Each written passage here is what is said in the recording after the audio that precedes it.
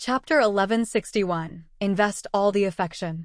Chapter 1161. Invest all the affection. _ Everybody looked at Audrey strangely. She said that the holy mountain was watching Shiryen. It was unimaginable to the others. It also made them feel funny. Nevertheless, Audrey looked really solemn. She frowned, her eyes slightly mocking. She said, "What's wrong with that?" Everybody shot her a strange look. That holy mountain is the core of the ancient continent. It's desolate, and Desolate has consciousness and intelligence. It's the sole god of this area. It sets up rules and principles. Audrey took a deep breath and then said, "It's like our ethereal extent where we are the only god. We can do whatever we want there. In this place, Desolate is the god. It can see every single change, even the smallest one." Everybody was terrified. No one felt funny anymore. Audrey had made herself clear enough. She was the princess of the Imperial Dark Trike, the group of the most intelligent warriors in this world. And she had the origin. They also knew that Desolate wasn't just merely an ancient continent. It had consciousness and intellect. If they accepted this fact, what was difficult to understand in Audrey's words? Audrey had made a clear comparison. She said that Desolate was the lord of this ancient continent. It controlled and set up rules. Desolate was the sole god here, and no one could shake its ownership. Is it strange that it paid attention to someone? Shiryen, Xiaozhao, Jiao Hai, and Jiao Shan pondered for a while. They then nodded as they had confirmed Audrey's assumption. "I don't know if you should find it your good luck or bad luck. I heard that the warrior who Desolate pays attention to wouldn't have a decent ending. He would die soon," said Audrey. Shiryen's face grimaced. "Why do you say so?" "Desolate is different from any other creature. It's strong and ancient indeed. It's the most mysterious creature. No one can understand it. Some say that it doesn't have emotions that a creature should have. It has programmed dead and cold principles. Some say it's strange.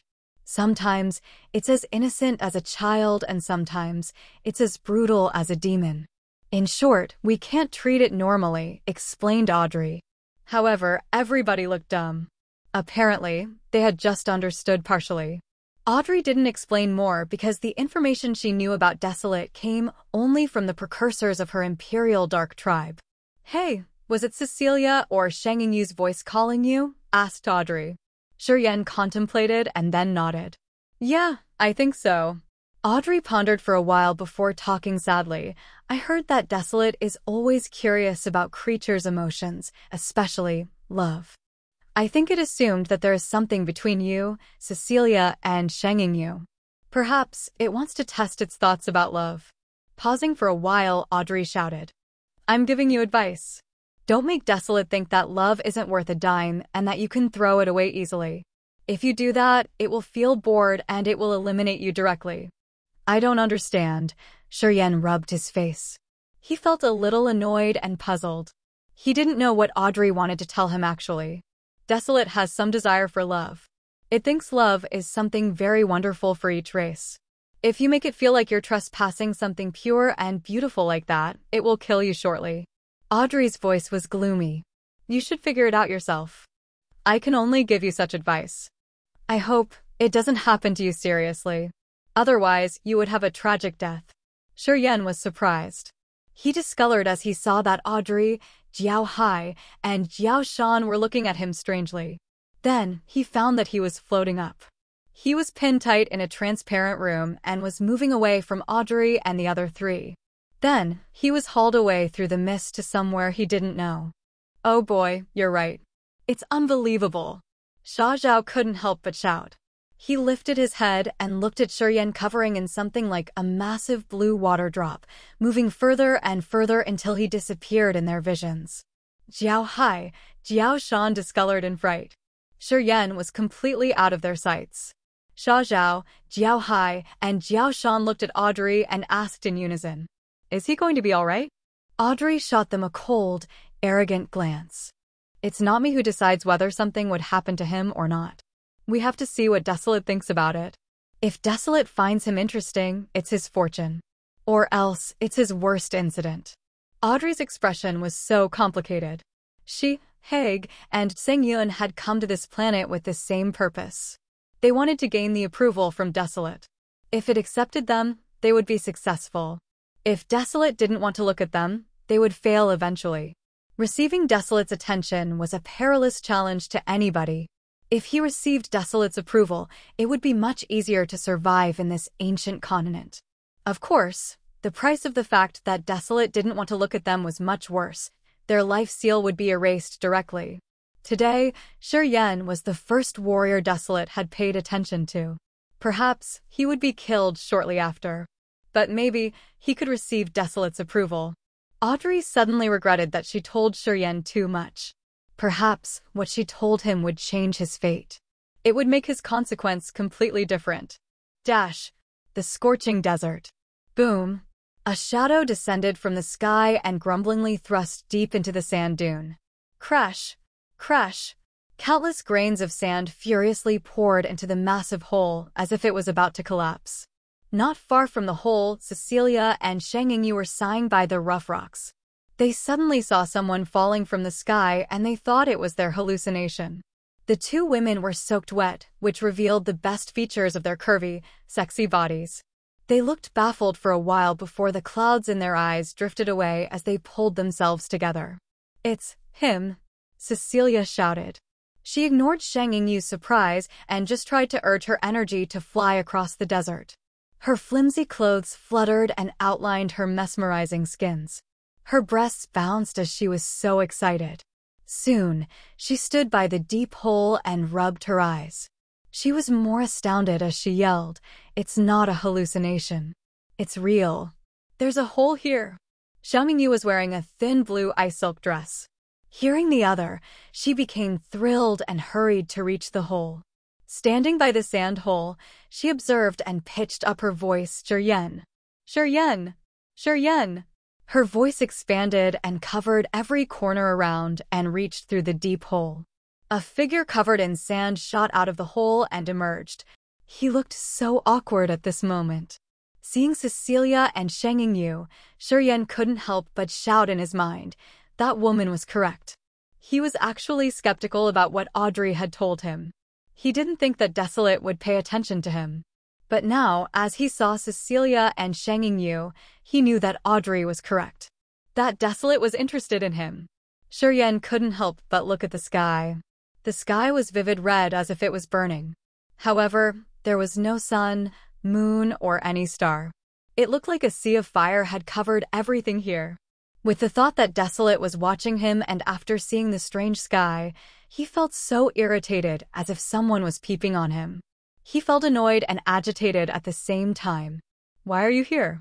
How did you come here? Tell me, how?" Cecilia couldn't control herself. Her voluptuous, soft body stuck on Shiryen and her jade-like hands squeezed his arms. Her hand was shaking. Her face showed her thrill of escaping the horrible, desperate situation. She was backed into a dead corner. She thought that she would die here. There was no doubt. However, she regretted something that she hadn't done yet. It seemed that God had heard her prayer that someone had sent Shiryen here all of a sudden. She thought that it was her karma or her fate.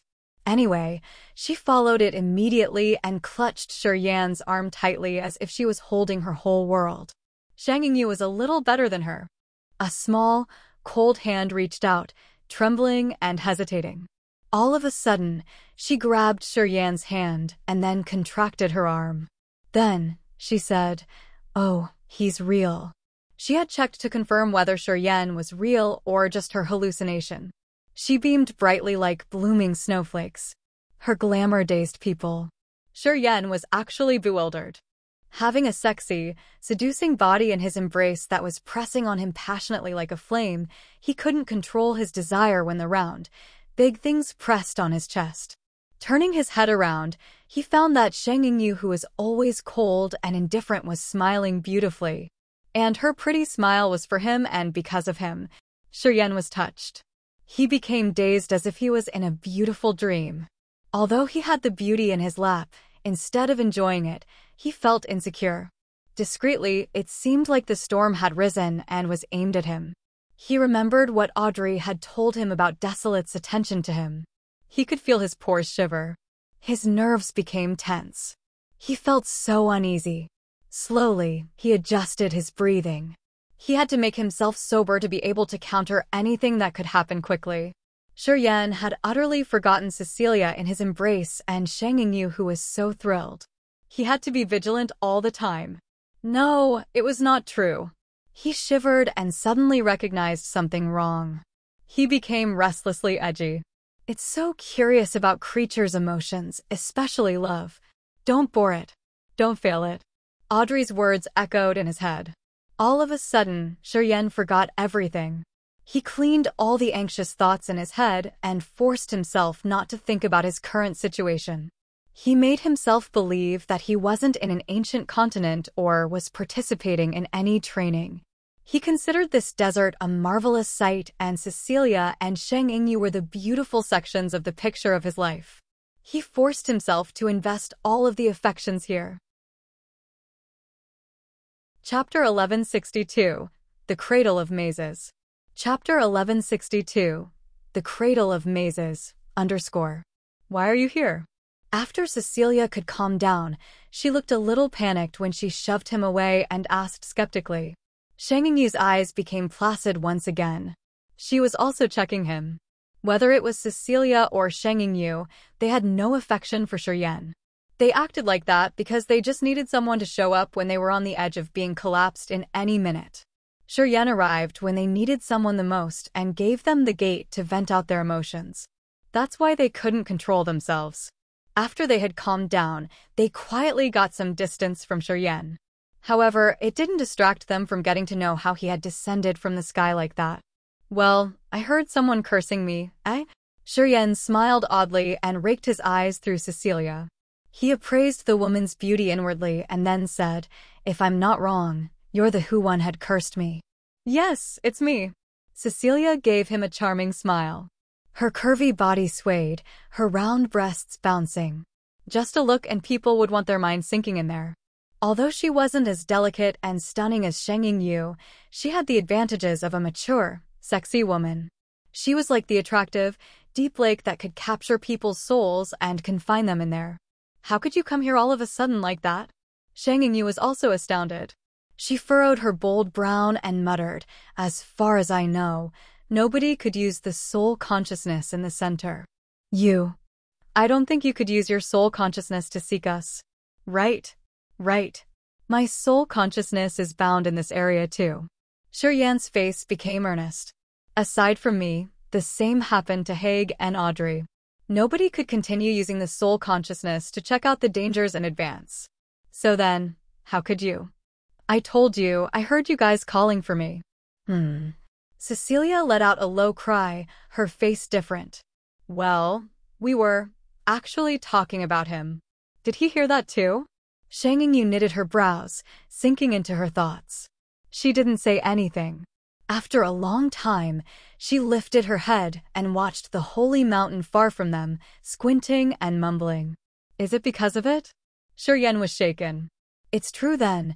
Shang Yingyu slightly quivered, her face stiff as she spoke bitterly. I don't know if you're the luckiest guy or the guy who has the worst luck. I don't know if it pays attention to you first. So you know something about Desolate? Shiryan asked in astonishment.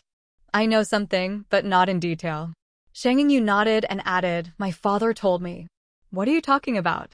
Cecilia felt like she was walking in a mist without seeing the border. She couldn't help but scream. Can you please be more transparent? I don't understand. I used to hear from my father that Desolate would choose someone it finds interesting to pay close attention to. However, the one it has paid attention to is going to die pretty soon. Shang Yingyu's bright eyes looked a little nervous. Not many people could survive to the end. Most of them would perish. Both soul and body. In this planet, Desolate is the sole god. So, are you saying that Shiryan would die soon? Cecilia's charming face paled quickly.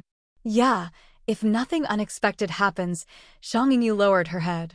Cecilia could see the sadness on her face. She felt her heart sinking. She felt bitter and upset as when something she liked was smashed before she could get it. It irritated her a lot. It's just like a test. Nothing to worry about, Shiryan said with a stern face. He seemed to not mind it at all. I can see that your condition isn't really good. We've been confined here for an unknown but long time. This damn place is scorching hot. The sandstorm can run directly into your brain. If you don't use the god power to defend, your host soul will be blown away. It's not easy for us to resist for a long time, jabbered Cecilia. Why didn't you get out? Shi asked and looked at Shengyu this time. It must be a natural, peculiar formation. We couldn't find the solution. That's why we're here until now, said Shengyu. Let me see if I can find a solution, nodded Shi. He stroked the fantasy sky ring. A hazy halo glowed. The sky-breaking shuttle emerged, shining and spinning in front of him. Can you break this maze? He used the soul to talk to the shuttle. Maze. Is it a maze? The sky-breaking shuttle sent him a soul message with unnatural pauses. After a long time, it swarmed him with soul messages.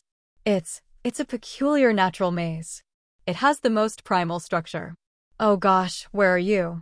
The sky-breaking shuttle came from Grace Mainland. It was made by some psychopath blacksmith a long time ago. Shi had an amazing attainment on blacksmithing himself.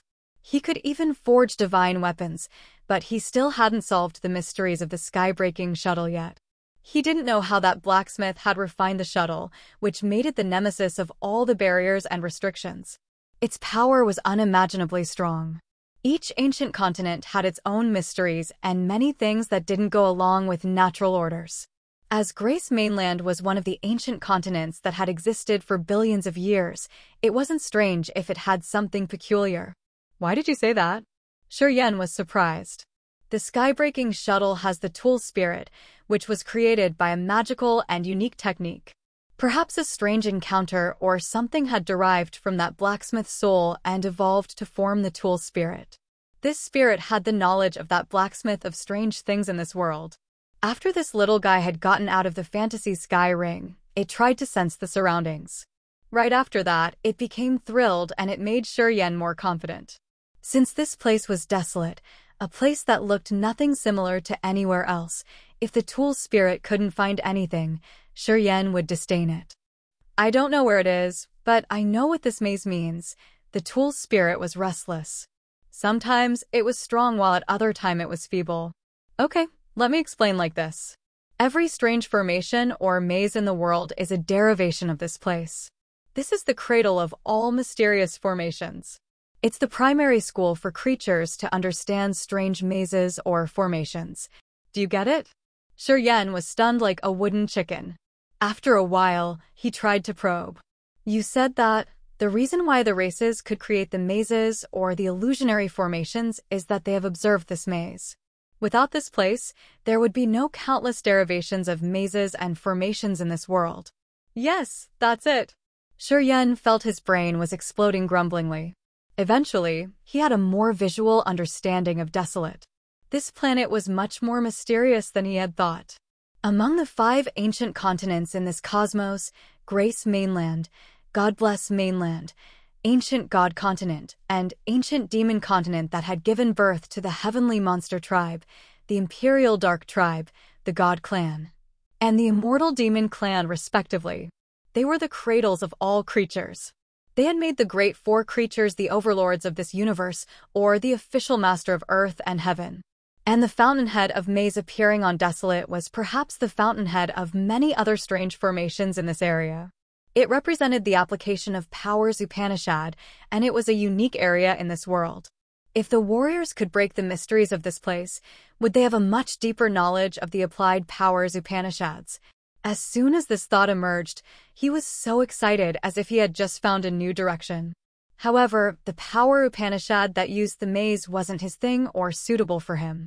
He immediately asked the sky-breaking shuttle, "Can you bring us out of here?" "Very tough, but I can try.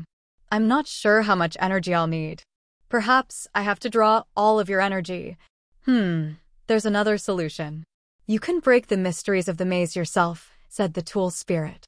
Shi was hesitant. He suddenly remembered what Shengyu had told him. The ancient continent had different death traps and forbidden areas with different powers Upanishads. If he could break the mysteries of some place that had the same aura as his power Upanishad, he could reach a new, subtle realm that would facilitate his next breakthrough. As he was in the fountainhead of the maze, if someone cultivated such power were here, he or she could reach a new realm after breaking this maze. However, apparently, Shiryan, Cecilia, and Shang Yingyu weren't this sort of warriors. Otherwise, they weren't sinking deep into this situation. He looked at Cecilia and Shang Yingyu, pondering for a while. I'm going to send you energy. Let's break this place. You'd better prepare. This area isn't similar to any place I've known. I'm not really confident. I don't know if I can break it or not, neither. And I don't know how much of your energy I will take. I can only tell you that when I begin, you have to pump your energy to me unceasingly, said the tool's spirit seriously. It seemed not confident at all. Okay. Shiryan agreed. Right after that, he told Cecilia and Shang Yingyu to ask them to guard him. He sat down cross-legged and moved his soul altar to connect his powers Upanishads. He urged the god power from the ancient tree in his body. Energy shot out from him like a massive column. Swish, swish, swish. Starlight bloomed out from him and congregated in the sky-breaking shuttle. Shortly, the sky-breaking shuttle had taken in the abundant, immense god power. Cracking sounds echoed from the sky-breaking shuttle. Sharp rainbow lights were condensed and intertwined with each other. Slowly, they created an intense light column that shot towards the horizon of the desert. It wanted to pierce through the sky and forcefully make an exit. The veins in Shiryan's body felt like they were carrying boiling flood. The ruthless energy burst out from his body like an angry dragon. The sky-breaking shuttle exploded grumblingly as if it had to bear so much energy, but it was actually making good progress. All of a sudden, a large amount of sand and gravel on the dry, scorching the desert, twirling up into the sky, and creating a giant sand hand and squeezing that light column hitting the sky. Then, it angrily tore the light column apart. Swoosh! The light column from the sky-breaking shuttle was shattered. I turned into countless transparent pieces. Ear-piercing shrieks came out from the sky-breaking shuttle when it was fragmented. Chapter 1163, The Eight Great Chiefs. Chapter 1163, The Eight Great Chiefs, _ In the twirling sand desert, sand and gravel gathered, creating a towering hand that had twisted. It smashed the light column of the sky-breaking shuttle and shot up into the sky. Consequently, the sky-breaking shuttle broke. The sudden, brutal move of the desert had scared Cecilia and Shang Yingyu. They paled and looked at the tornadoes touching the sky. They felt so small. Boom, boom, boom. The sky-breaking shuttle was smashed into pieces. As soon as its remains fell on the ground, they scattered like ash going with the wind. A mournful shriek came from a walnut-sized cluster of gray smoke as it appeared in front of Shiryan, sending screaming and screeching to Shiryan's soul. The turbulent energy in Shiryan's body suddenly calmed down. No beam of energy rolled out anymore. He paled and looked at the tool spirit in front of him and the formation that only the soul consciousness could perceive. His eyes became colder. The sky-breaking shuttle was broken. Besides the formation that built up the sky-breaking shuttle and its tool spirit, everything else had turned into ashes as if a hand in the dark world had crushed it all. Because the sky-breaking shuttle had bravely challenged its arrangement, the shuttle was destroyed. It wasn't allowed to exist anymore. I can't help you anymore. The tool spirit sounded feeble, just like a wisp of a departed soul. It's so terrible here. I don't know what has happened. It seemed like I'd challenged the god's power. The mighty heaven had punished me. Yeah, it's true that someone had punished you. But it's not the mighty heaven. It's this planet. Shiryan took a deep breath, his face resuming its calmness. Don't worry. As long as your soul's still here with the core formation, it's not a big problem. Shiryan was also a blacksmith. He had his attainment and ideas when talking about tools and weapons. The tools that had the tool spirit could become a new living being. The blacksmiths who could refine tools with the tool spirit had a power like the god who had created creatures.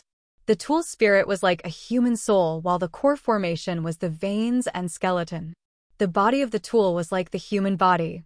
As the sky-breaking shuttle's tool spirit and the core formation hadn't been destroyed, it was now like the expert that had his flesh body torn apart and left only the soul and the skeleton. If he could gather or make a flesh body, he could be revived one more time. It was much easier to create the tools, though. I know blacksmithing. I can use different heaven flames. We're in an ancient continent where so many strange and precious materials grow. As long as I find the suitable materials, I will build you another container and inlaid your core formation. You'll be revived that way. Is it okay? Shi sent his soul message. The gray smoke quivered for a while. If you can do what you've said, there is no problem. All right, I will pay attention. Can you tell me the materials needed to refine you? Asked Shi. The tool spirit was so excited. It immediately told Shi the name of many peculiar materials. It asked Shi to pay attention carefully to give him a new life later. I've done all of these for you. I've challenged the god's power. You can't fool me, you know. The tool spirit kept repeating. Shi remembered carefully. Right after that, he stashed the tool spirit and the core formation into his blood vein ring. The tool spirit entered the formation that only the soul consciousness could see. Then, it became a beam of energy and disappeared into the blood vein ring. Standing in the borderless world inside the blood vein ring, the tool spirit yelled happily. It's not bad here. Oh wow!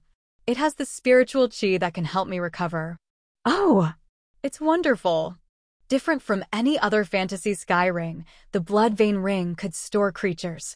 It could create room for living beings in a soul form, which was really marvelous. As far as Shi knows, only the blood vein ring had this ability.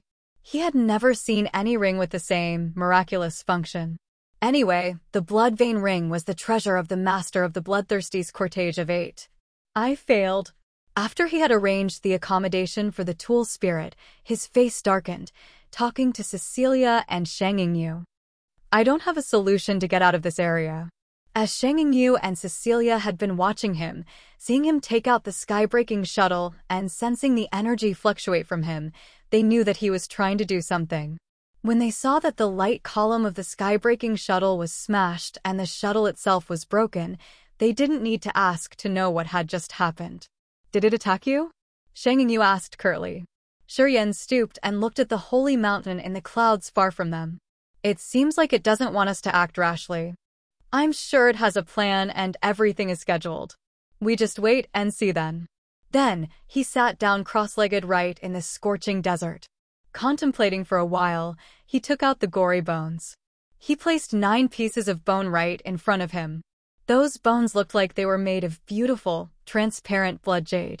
They all looked shiny and vivid red, and it seemed like real blood was running inside the bone. Those bloody bones came from Xian Shan's skeleton. Apparently, Xian Shan was a member of the demon clan. His bones were big, long, and transparent. After being scrubbed and quenched with the mighty power Upanishad, they all had tremendously ruthless auras. Shi gently sensed a piece of them.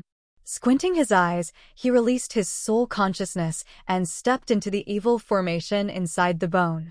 It was the evil formation made by the Charteris family. It was an evil contract that forced the ones who had the blood bones to follow Harson's orders and become his most loyal henchmen. The evil formations carved on each bone were pretty similar. Still, they had something subtly different. Their energy wasn't consistent.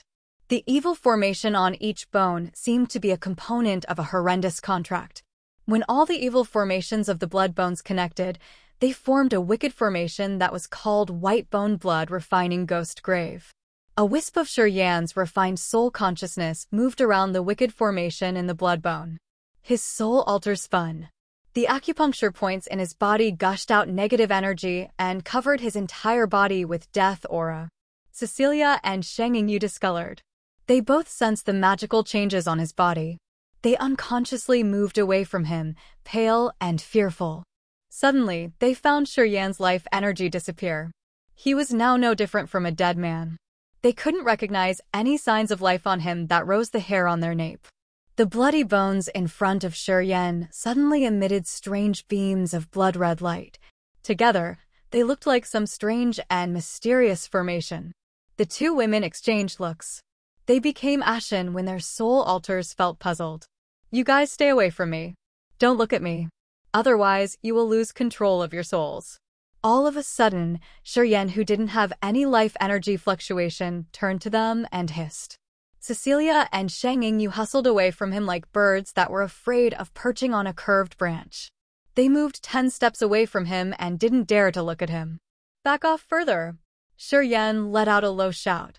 Shang Yingyu and Cecilia slightly changed their visages. They also felt the blood chi around him getting fiercer. Without much hesitance, they moved further until Shiryen became a small, red, in their beautiful eyes.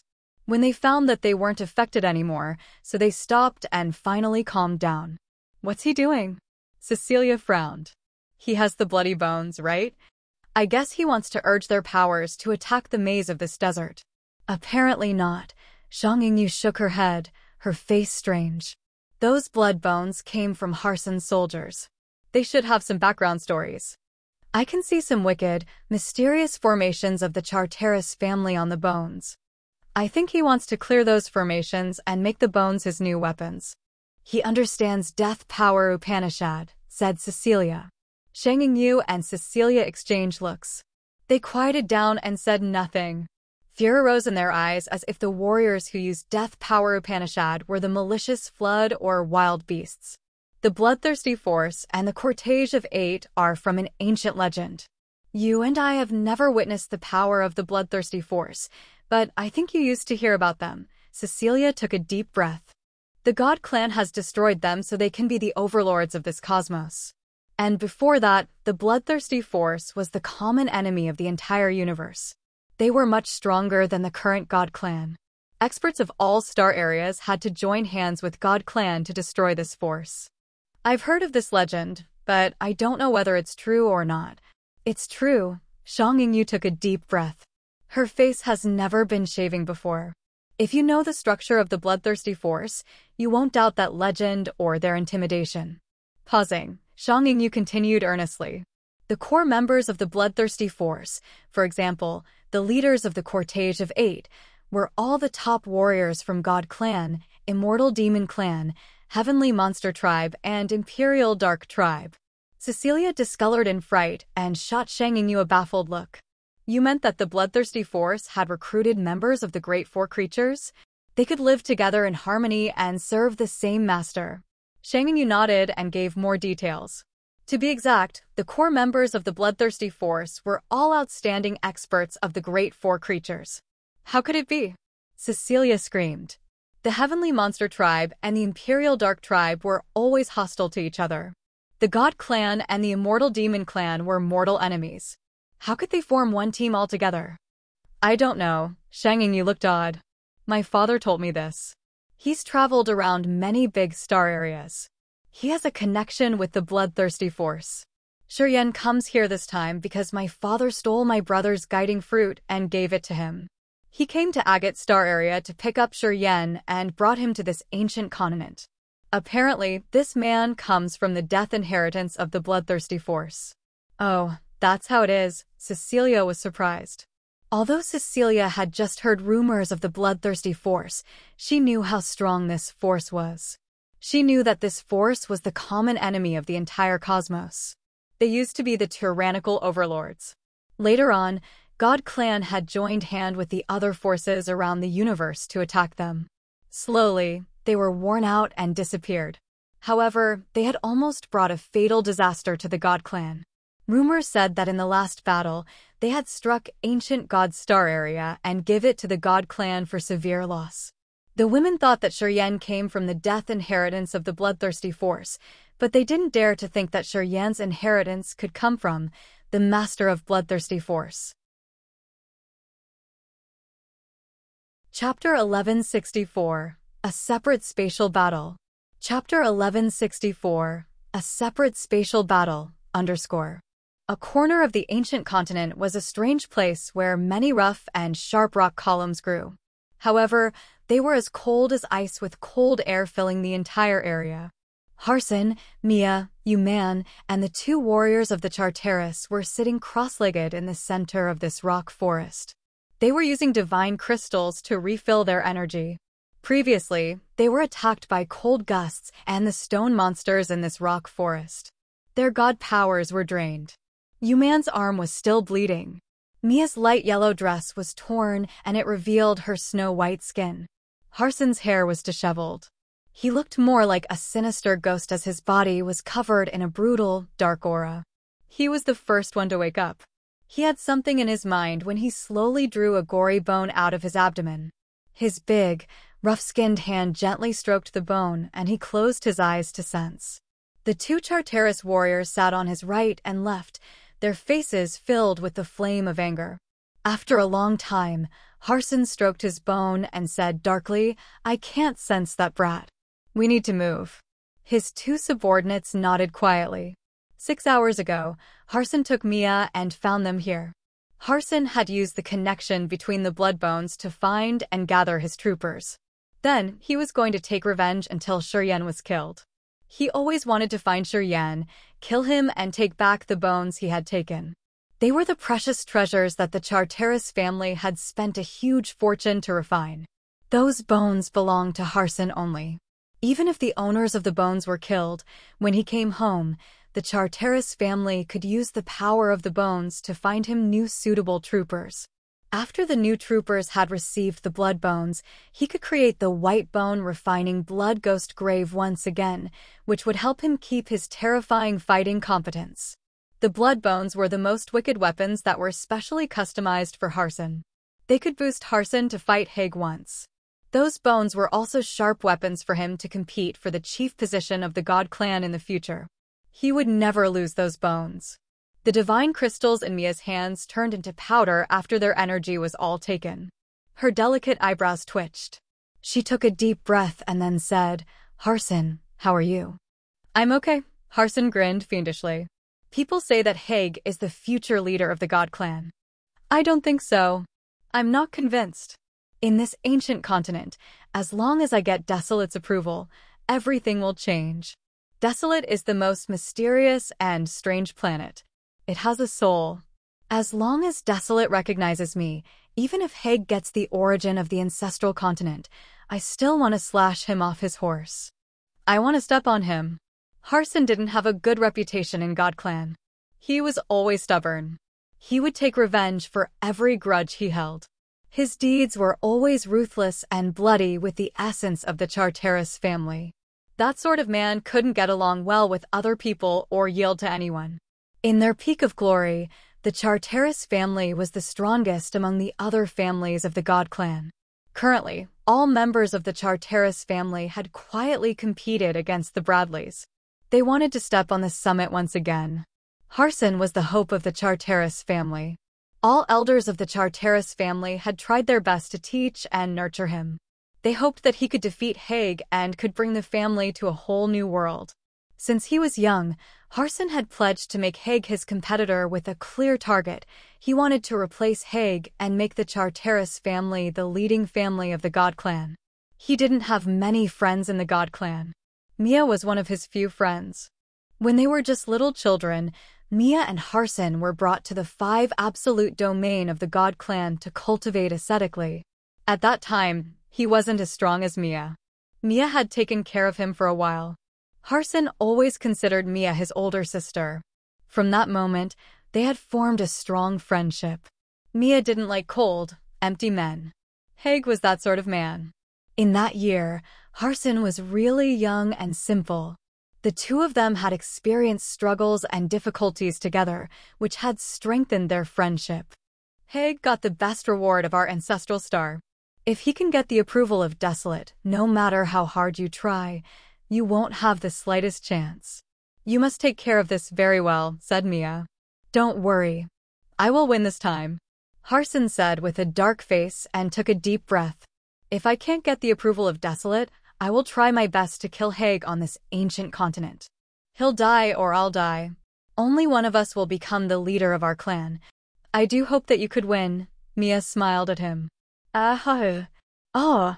Suddenly, the 2 members of the Charteris family clutched their stomachs and rolled in pain. Their whining got louder and finally, they screamed with red faces. The blood bones were stirring inside their stomachs. They couldn't control the bones anymore. It twisted their intestines and gave them an incredible pain that made them ashen and tear up. Harson wasn't also shaken. He pressed his hands on the bone in his abdomen. The veins on the back of his hands bulged like wriggling snakes, releasing an enraged, ruthless energy that entered the blood bone quickly. The peculiar formation on the bone became visible like when someone unfolded a roll of a picture. The bones inside Harson's two subordinates struggled like beasts that wanted to get out of the confinement. The energy waves emitted by them were terrifying. Grrrrrrrrr. The two of them rolled on the ground by Harson's feet as if someone was tearing their intestines. The formation on their bones glowed and flashed. They seemed to want to get out of their bodies and fly away as someone had erased the wicked formation on them. "What's going on?" Mia shouted hoarsely. "That immortal demon brat. He's messing with us." Harson looked so ferocious. Looking at his two troopers who couldn't endure anymore, Harson changed his face and then extended his hands. He placed his hands on the heads of his two subordinates. Boom, boom. The skulls of Harson's two troopers were crushed. The host's soul in the soul altar exploded directly like a fragile egg, sending away the broken pieces of soul remnant. Harson wore a cold face. He didn't even look at his warriors who had just died tragically. He waved his hand and retrieved the two pieces of bone. Taking a deep breath, he stabbed them in his abdomen. He said with a wince, their souls weren't strong enough to hold the blood bones. "I have to destroy their souls and use my soul to control the bones. That's how I can counterattack that brat." Yuman watched him silently, his face pale. He shivered as he witnessed Harson's cruel act. Mia knitted her brows. Although she didn't really agree with Harson, she didn't say anything. In her eyes, Harson's warriors were paws of a cat that the Charteris family had arranged for him. It wasn't a big deal when they died for him. After Harson had squeezed off the head of his warriors, their souls have broken altogether, but they hadn't become ashes. They suddenly ignited and burned. At the same time, their bodies withered and dried up, releasing the powerful energy that then entered one end of the three bones that jutted out of Harson's abdomen. They boosted Harson's power instantly. The burning purgatory was the wicked power Upanishad of the Charteris family. Warriors who were bestowed with a blood bone understood this power Upanishad. Harson had used the special features of their soul and bodies to activate the burning purgatory through the wicked formation, which supplied him abundant energy instantly. Now, Harson could strike Shuryen hard, and he could kill Shuryen even though they weren't in the same location. The surging, terrifying energy poured into Harson's blood bones. Then, his intestines and veins twisted around the three blood bones as if they had eyes. Harson faced the sky and roared, trying to mobilize his god power. He sent his soul into the evil formation of the three blood bones. Despite the distance, he could activate another deadly ability of the white bone refining blood ghost grave. In the desert, the 9 blood bones in front of Shuryen were shaking. All of a sudden, Shuryen paled as if he was hammered badly. His body trembled hard. Cecilia and Sheng Yingyu were near him. Seeing his condition, they discolored and shouted, "What's wrong?" Shuryen had blood trickling down the corner of his mouth. His eyes became icy and cold. He waved at the 2 women to signal them that he was all right. Then, he closed his eyes once again. A wave of lethal death energy emitted from him. The pale wisps of gray mist slowly floated out from his acupuncture points and congregated in each of the blood bones. The magical formation on the blood bones dimmed out as if an invisible brush was cleaning the evil formations carved on the bones. Swoosh! A bloody bone pierced through the desert from nowhere. No one knew how far it had traveled before it halted right in front of Shuryen. Now, he had one more piece of bone. Pfft! Shuryen spurted out blood, which sprayed on the 10 pieces of bone. They became gory with a strong blood smell. Shuryen's face was paler.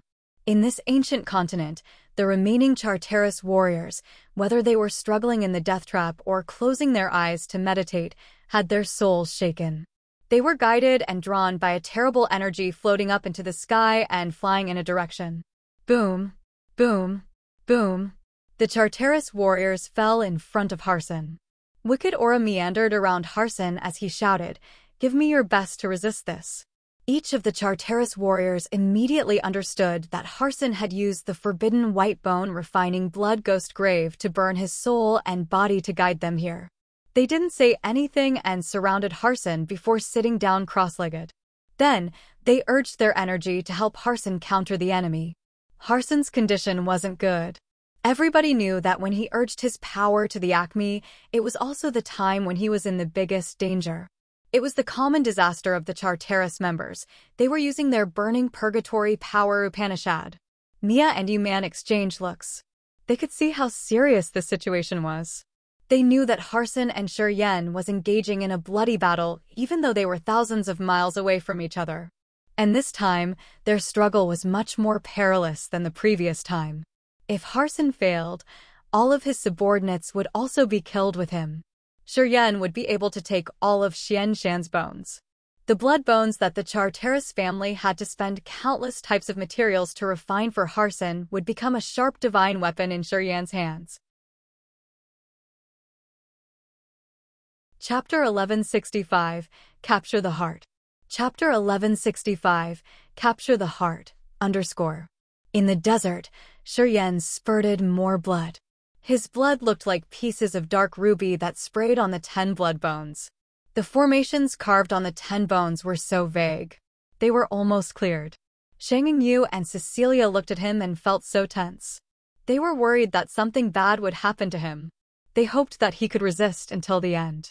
As things had come to this, they could see that Shiryen was fighting Harson one more time. They all knew how crazy Harson was. They were worried that Shiryen couldn't defeat Harson and his soul would break. His life would be over because of those 10 bones. However, Shiryen was much stronger and tougher than they thought. His body transformed. Slowly, he had the immortal demon body. Each drop of immortal demon blood was boiling inside his body and releasing immense, evil energy waves. Layers of silky clothes made of starlight gradually covered his immortal demon body and sank him into a dreamy, transparent cloak. When Shang Yu and Cecilia saw him like this, they felt that he was so perfect. The two women were astonished. Their beautiful eyes looked at Shiryen strangely. Swoosh! Swoosh! The exquisite bloodline flew out of the 10 blood bones when the wicked formations on them vanished in just a blink of an eye. Countless bloodlines floated and flew away, heading towards Harson. Shiryen's tense nerves were relaxed. He felt so exhausted. However, he was laughing happily as he was excited to watch the 10 blood bones. The blood bone with the stains of immortal demon blood in Shiryen's body became more crystal clear and garnet. They were fulgent and twinkling as if they were blood crystal. Although they looked beautiful, they all had a brutal, deadly aura. Now, they could be combined with Shiryen's bones. Looking at the 10 blood bones and feeling the close connection with the blood in his body, Shiryen knew that he didn't waste his efforts. From now on, these 10 pieces of Xianshan's bones would become his real sharp weapons. The Charteris evil formation had turned into fine bloodlines and flew away. For the time being, they wouldn't be any threat to him. Boom, boom, boom. The 10 pieces of bone fell on the ground. Shiryen smiled and also lay down relaxingly. Those bones belong to me for now. Although I got hurt, it's worth it. Shang Yu and Cecilia exhaled in relief. Cecilia cried, "How about Harson?" "I don't know. I guess he won't be better than me. Anyway, I got 10 bones." "He lost them." Shiryen grinned. Those blood bones belonged to Xianshan, an expert who cultivated Death Power Upanishad. I got the inheritance of the Death Power Upanishad. He wanted to fight me.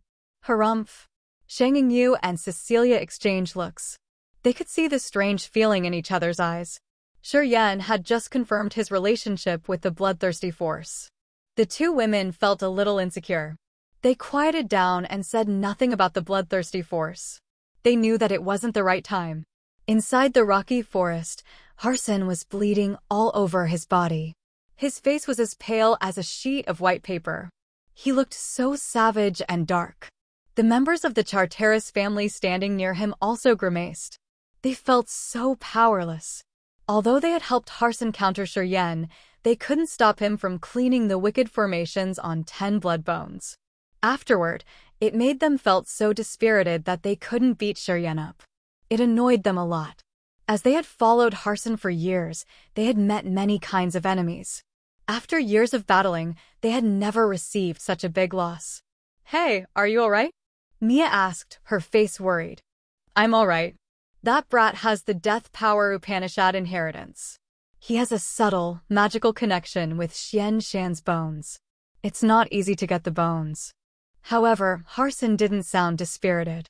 "At least I gave him a hard strike, which means he won't recover in a short time. I'm sure his power is reduced by half. And my power isn't reduced." What he had burned were the bodies and the souls of his two subordinates. Indeed, he didn't spend anything significant. "As long as we find him, he will be dead," Harson said gloomily. He thought he got the upper hand, but he didn't know that he's near death. "We need to move now. Check around. If I can locate him, he'll be smashed." Then, Harson stood up. Mia and Yuman exchanged looks. They didn't say anything because they knew Harson's desire of killing Shiryen had been prioritized beyond everything else. At the same time, they had to bear a lot of bitter fruits from Shiryen. They thought that should take the chance to kill him. In the desert, the furious sandstorm became stronger and it terrified people. The unceasing wind howling echoed in their ears. The entire desert seemed to become an enraged beast. It was getting wilder and stronger. Shang Yingyu and Cecilia darkened their face and watched the storm raising sands to the sky. They felt so bitter. They had stayed in this desert for a long time. They knew that it would have sandstorms every 3 or 5 days. They had to bear a lot of trouble here. The two women had consumed a lot of god power, and their mental condition wasn't really right. And Shiryen looked even worse than them. And now, as the sandstorm was rising higher in the sky, should they bury their bodies in this damn place? What should they do? The two women looked at each other, seeing despair in each other's eyes. They couldn't do anything but sigh. Looking at the sky, they knew that Desolate was trying to torture them one more time. And now, as Shiryen was here, the sandstorm seemed to be much wilder and more savage. Swoosh, swoosh, swoosh. All of a sudden, the sand under their feet collapsed inwardly. As they hadn't reacted yet, they fell together with Shiryen into a deep hole that appeared all of a sudden in the desert. Shang Yingyu and Cecilia changed their faces. They rose their hand, clutching Shiryen's arms. Together, one on his left and one on his right, they fell into a bottomless abyss under the desert. "Ag-he," Shang Yingyu shouted. Deep in the bottom of the pit, they could see twinkling, sharp crystals. They jutted into the air from the ground like the sharpest swords. They were the icy, transparent crystals that looked really marvelous. However, they had the cold light of sharp metals. As they were falling at a speed as fast as lightning, and they were so close to those sharp, pointy crystals when they descended, they were going to be pierced through. Because Shang Yingyu could recognize what those crystals were. They were the icy soul cold crystal. They were the original incipient grade material and the extremely cold ones. And they were Shang Yingyu's primary target when she came to the ancient continent this time. It would be the critical point for her to break through to incipient god realm. The icy soul cold crystal was the hardest thing in this universe that many divine weapons couldn't cut it. The icy soul cold crystal could be used as the mysterious divine weapons of the warriors who cultivated the ice power Upanishad. Its hardness, coldness, and sharpness were all the best of the best. Shang Yingyu urged her power and tried to reduce her falling speed. Cecilia did the same. Unfortunately, the ground down there had a terrifying gravity. No matter how hard they had tried, they couldn't overturn the situation, so they could only follow their fate and fall. Despair filled their hearts once again. As the two women were clutching his arms and his condition wasn't good after the battle with Harson as it cost him a lot of energy, he couldn't even urge half of his power to create the flood of energy to stop his body from falling. Anyway, the more dangerous the situation was, the calmer Shiryen became. Thoughts flashed through his head as he tried to find a solution. Desolate is so curious about love. Don't make it feel bored. Don't make it less interested in you. What Audrey had told him echoed in his head one more time. His thoughts flashed like the holy spear when he made up his mind rapidly. He wanted to bet once. He bet that Desolate was watching all of these. He bet that Desolate is tricking him. Seeing that the three of them were about to touch the ground, he decided quickly. The bones in his body sounded like fried beans. A new force was generated. He swung his hands forcefully. Shang Yingyu and Cecilia were moved by his force. A cushion of starlight appeared above his head to bear Shang Yingyu's and Cecilia's soft bodies. Right after that, he used his immortal demon body to fall on the sword-like, sharp, icy soul-cold crystals. Puff, puff, puff. His immortal body couldn't bear the piercing strength of the icy soul-cold crystals. His body was pierced. 3 icy soul-cold crystals had drilled through his body from his feet to his shoulder.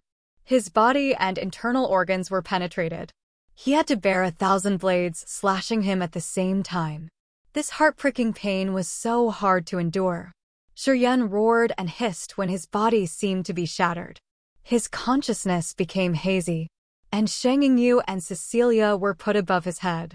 They stayed on the cushion he had created with his last pieces of power that kept them safe from harm. You let your body down to give us a chance to live. Cecilia had tears on her eyes. The lake in her heart rippled as if someone had thrown a stone in there. She was so touched. Shang Yingyu bit her lower lips.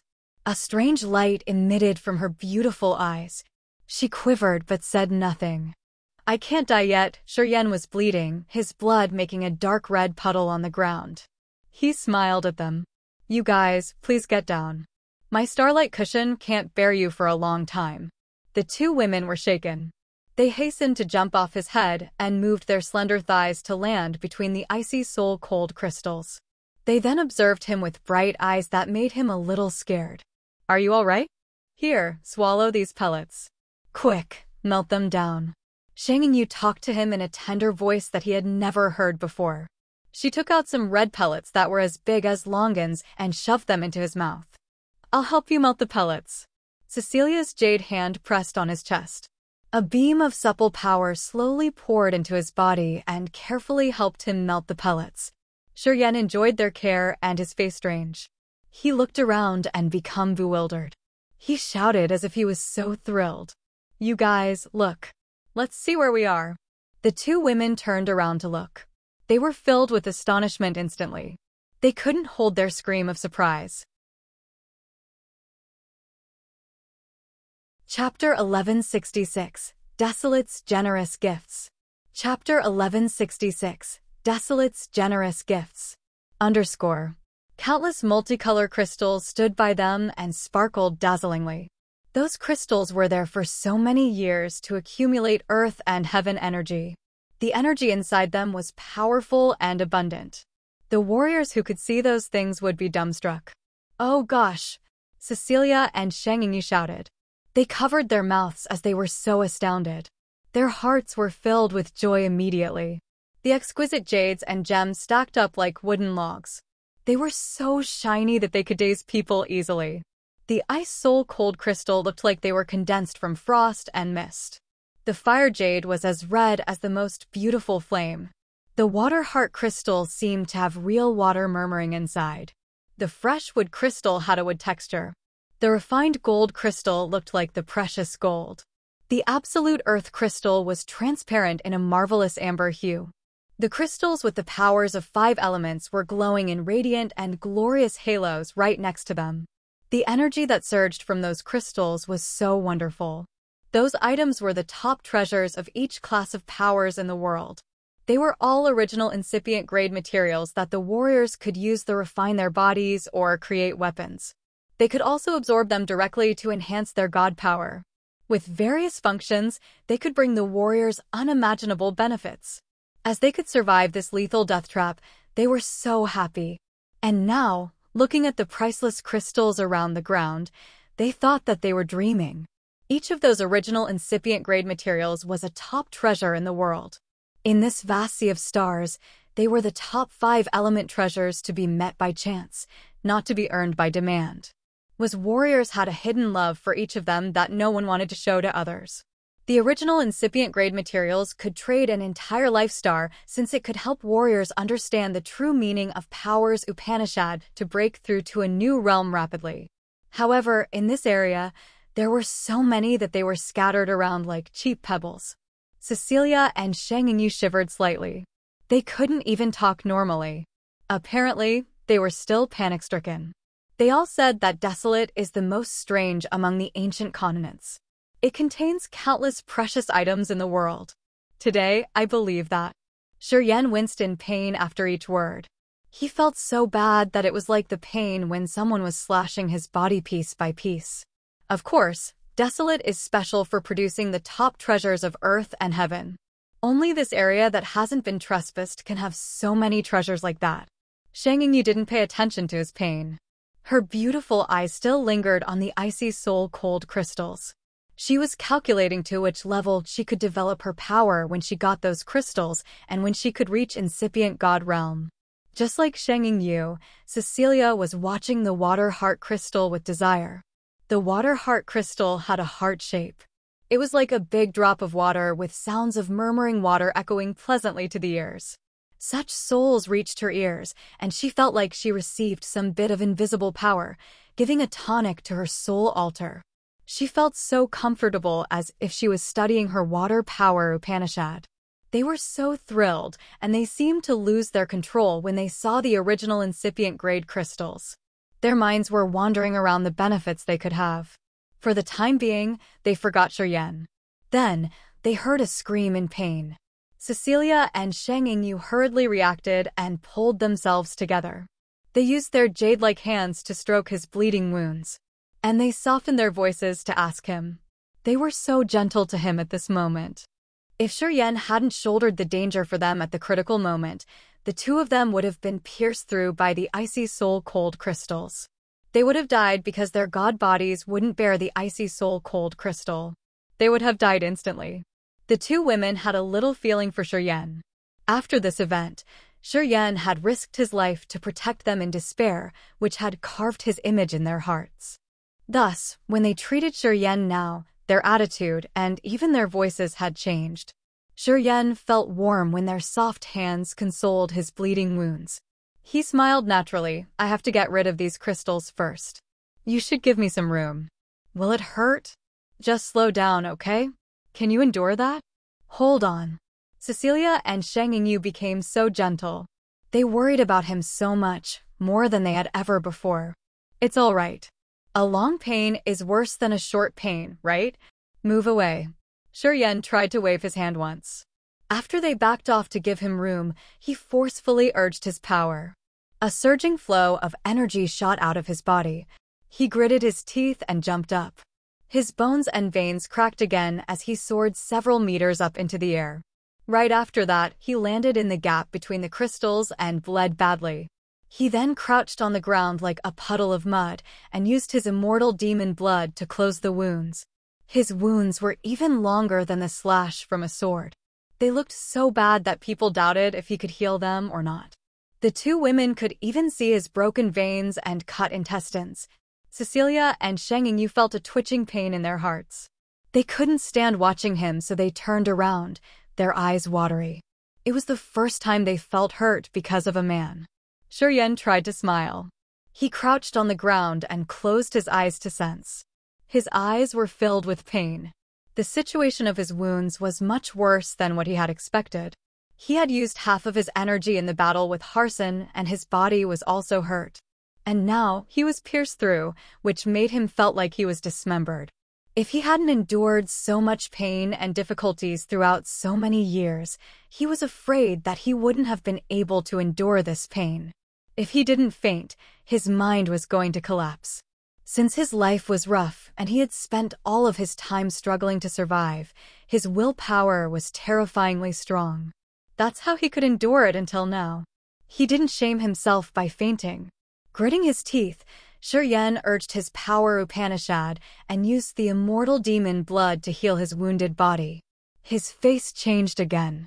After getting hurt twice, he had used a lot of his immortal demon blood. He couldn't even keep his immortal demon body. The immortal demon blood wasn't unlimited. Shuryen had to condense each drop. They were the essence of his blood chi with the power of life power Upanishad. Only when his immortal demon blood was brimming could he recover his current severe wounds. Otherwise, he wouldn't be able to heal his terrible body. Shiryan became stern. He didn't have much affection for Cecilia and Shang Yingyu. The reason why he had to pay this big price of having his body damaged badly to rescue Cecilia and Shang Yingyu was that he wanted to make a big bet with Desolate. And now, he knew that he won. Desolate didn't continue to attack them, but let them appear in this marvelous land of divine crystals. They were the generous rewards that Desolate had bestowed them. How are you? Are you all right? Shang Yingyu and Cecilia asked him, their beautiful eyes filled with sadness. They were so worried that he would have some big problem. I'm okay. Shiryan shook his head and tried to give a smile, but if I want to recover fully, I need some magical encounter, perhaps. Sigh, let me think. He looked at the wonderful crystals around and frowned. You guys can help me check around. Let's see if you can find something good for blood chi. If you can find something, I can recover faster. Otherwise, I will be in big trouble. Wait for us. We're going to search around. Cecilia and Shang Yingyu glided away. Their bodies swayed through the place like butterflies, flashing their voluptuous butts and thighs that would make people aroused. Shiryan chuckled. He tried to endure the pain to pull his body into a sitting posture. He took a deep breath and then urged his life power Upanishad to activate the most magical healing ability. He let his soul and consciousness gather in the immortal demon blood to trigger the recovering power of the blood to heal himself. He didn't believe that he had gained something good from his unintended action. Since he wanted to compete with Desolate, he had captured Cecilia's and Shang Yingyu's hearts, although he didn't intend to.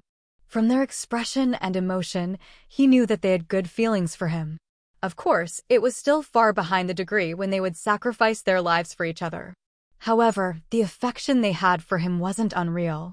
If he invested in it, he was confident that he could have Cecilia and Shang Yingyu in his place and make them his women. Since this place was the ancient continent, Desolate's exclusive territory, if he wanted to survive and decode Desolate's mysteries, he had to continue playing for his life, Cecilia's life, and Shang Yingyu's life whether he liked them or not. He had to force himself to like them. That's how he could deceive Desolate and get what he wanted from this ancient continent. Pondering for a while, he had made up his mind. A moment later, Cecilia returned with nothing. Her charming face was reluctant. The area I searched doesn't have anything suitable for you. Your powers Upanishads are all strange. And the crystals here are all the common ones. I can't find anything good. It's all right. I can still recover anyway. Shiryan consoled her and then waved his hand at her. Come here with me. Cecilia walked to him. Her sexy body was outlined by a silk dress, which flashed her flat tummy that didn't have any scar and half of her creamy thighs. Her round breasts bounced while she was walking. Her hot, sexy body leaned against Shiryan. She was like a delicious, ripe peach that people would hate themselves for not being able to sink their teeth into. Shiryan laughed and pulled her hands so she would jump onto his lap after sitting next to him. Then, he started to claim her lips passionately. Cecilia responded wildly. Her snow-white hands pulled around his rough neck and lingered on his broad back. However, she was careful enough not to touch his terrible wounds. She gasped and tried to tangle her lips with his. When they were in the pond, Cecilia had felt it disgusting when Shiryan touched her. She wasn't really fine with it as she had shown him at that time. She was persistent not to use her body to make Shiryan help her in the ancient continent. It showed her last border. Anyway, since the lake in her heart had Shiryan's image, she didn't reject him anymore. And because his wounds were still there, she had just followed him. Of course, it was Shiryan's evil plan. Right now he was bullying her as his big hands were stroking her sexy, creamy thighs, her round butt, and her ample bosom without retracting. His eyes were so hot that he had almost taken out his spear. Cecilia's face was red as if blood could drip from her face at any minute. However, her blushing made her more seducing. She tried to push Shiryan away, struggling to make some room between them. She told him off with a voice of the mosquito. Do you know where we are? If you want to do something, at least you have to wait until your wounds are recovered. Shang Yingyu, we'll be back at any minute. Shiryan smiled relaxingly. He didn't force the woman anymore. Looking at the charming Cecilia while she was enraged and embarrassed and had lust in her eyes, Shiryen felt much better. He nodded and lowered his voice. Then you have to let me, when my wounds are healed. Cecilia bit her lips and nodded. She blushed and glanced at him. You bastard. You can't erase your lustful mind even though you are in such a condition. My hands are tied because of you. Shiryen just laughed. Chapter 1167, Healing. Chapter 1167, Healing, _ A corner of the ancient continent. Harson, Mia, Yuman, and some members of the Charteris family were moving through an immense forest. They had just survived a lethal death trap. Harson was using the bloodbone to locate Shiryen. Mia, Yuman, and the others were exhausted, but they didn't complain. In this ancient continent, each step was dangerous, and they couldn't stay idle in a specific area. Harson led the group. All of a sudden, his brows twitched. He smiled evilly. I found him. Everybody was cheered up and they looked at Harson. In that direction. It's a little far from us, but I'm sure that we can reach there in 20 hours. He's in a desert. I could even feel the heat there. Harson grinned fiendishly. To get the blood bones from me, he got hurt. He couldn't recover in a short time. As long as we find him, we will kill him and I will take back the blood bones the Charteris family had refined. Then we should move now. Mia wore a cold face and she snorted. This man killed my entourage. He even robbed my 7-colored spirit flower and my 7-colored demonic flower. If I don't destroy him, I will never feel all right again. After they had navigated, they moved immediately and headed to the desert. Also in the forest, but in another location, Audrey, Xia Zhao, Jiao Hai, Jiao Shan, Mo Fo, Wu Feng, and Wu Bai were walking to the Holy Mountain. They had found Mo Fo, Wu Feng, and Wu Bai 10 hours ago. Wu Feng's team had just gotten rid of the ice sculptures. Audrey found them, so they joined Audrey's team and headed to the Holy Mountain. Xia Zhao arched his brows and looked in the direction ahead of them. He said, "There's a desert ahead of us." Everybody looked at him bewilderedly and asked for more information. Because in this center, even Audrey couldn't use her soul consciousness to check the surroundings. How could Xia Zhao? My name is Xia Zhao, which has the same pronunciation as desert. I was born and in the desert and I grew up there. The life goo I've been cultivating is the sandworm. Xia Zhao looked at the others and said confidently, I'm so used to the smell and aura of the desert. My sandworm can sense the energy fluctuation and the familiar heat of the desert. Don't worry. My life goo won't make a wrong guess this time. Ahead of us is a desert. So what? Mofo asked as he didn't have a clue. He's there, Xia Zhao smiled. Mofo, Wu Feng, and Wu Bai didn't understand him, but Audrey, Jiao Hai, and Jiao Shan were bewildered. They reacted immediately as they knew the one who Xia Zhao had referred to as he could only be one person they knew, Shiryen. My life goo will be boosted marvelously when it comes near the desert because it was incubated and born in the desert. It can be said that my goo is the master of the desert so it can sense what I can't. Xia Zhao explained, he's there. My life goo remembers his aura. I'm sure about this. Audrey, Jiao Shan, and Jiao Hai hesitated for a while, but then they headed towards the area that Xia Zhao had pointed. They surprised Mo Fo, Wu Feng, and Wu Bai. They looked at Xia Zhao, Jiao Hai, and Jiao Shan skeptically. And then they realized that something had happened between Shiryen and these three. Otherwise, they wouldn't act like that. In this ancient continent, only joining hands would help them resist the God clan and survive. That's why Mo Fo, Wu Feng, and Wu Bai didn't have any strange actions. They all followed the others. Under the desert where there were so many beautiful crystals, Shiryen was laughing and talking to Cecilia, making her blush. She shot him her shy glances from time to time. Hey, look at you. You are still so reckless even though you've gotten such wounds. I don't know how you've managed to survive until now. Cecilia was blushing, but she wasn't outraged. Her pretty eyes were smiling as she felt really sweet. Hey guys, check what I've found. Shang Yu's clear and cold voice arose from a distance. It seemed like she got something. Cecilia retracted her hand from Shiryen's hand. She looked awkward as she hastened to adjust her clothes. Right then, she sat upright as if nothing had happened between them. She lifted her head and asked, "What did you find?" Xiangyu wasn't as experienced as Cecilia. She couldn't see anything strange between the other two. She was still sinking in her joy. Blood Essence Stone. It's the Blood Essence Stone. I found the Blood Essence Stone. She cheered and glided towards the other two. She stood by Shiryen and showed him around 10 strange fist-sized stones. They looked like they had real blood inside. Cecilia's understanding of earth and heaven materials wasn't as good as Xiangyu's. At first glance, she looked confused. She didn't know how precious or magical the Blood Essence Stone was. Shiryen was shaken.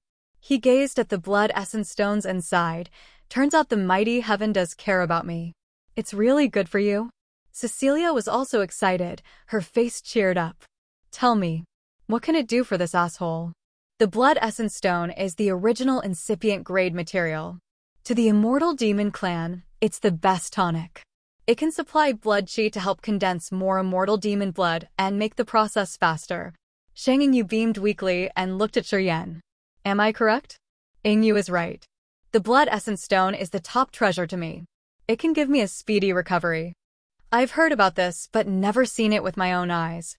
I heard that only the ancient demon continent has this kind of stone. I didn't expect to see it here. It seems like I will be healed soon. Shiryen grinned. Because his mood was so good, he fondly called Xiangyu by her name, Yingyu. Xiangyu was always indifferent and cold. Hearing him addressing her dearly, her lukewarm face blushed. She became a little helpless and didn't know what to say. She fumbled and placed the Blood Essence Stones in front of Shiryen. She looked panicked as she took several steps back.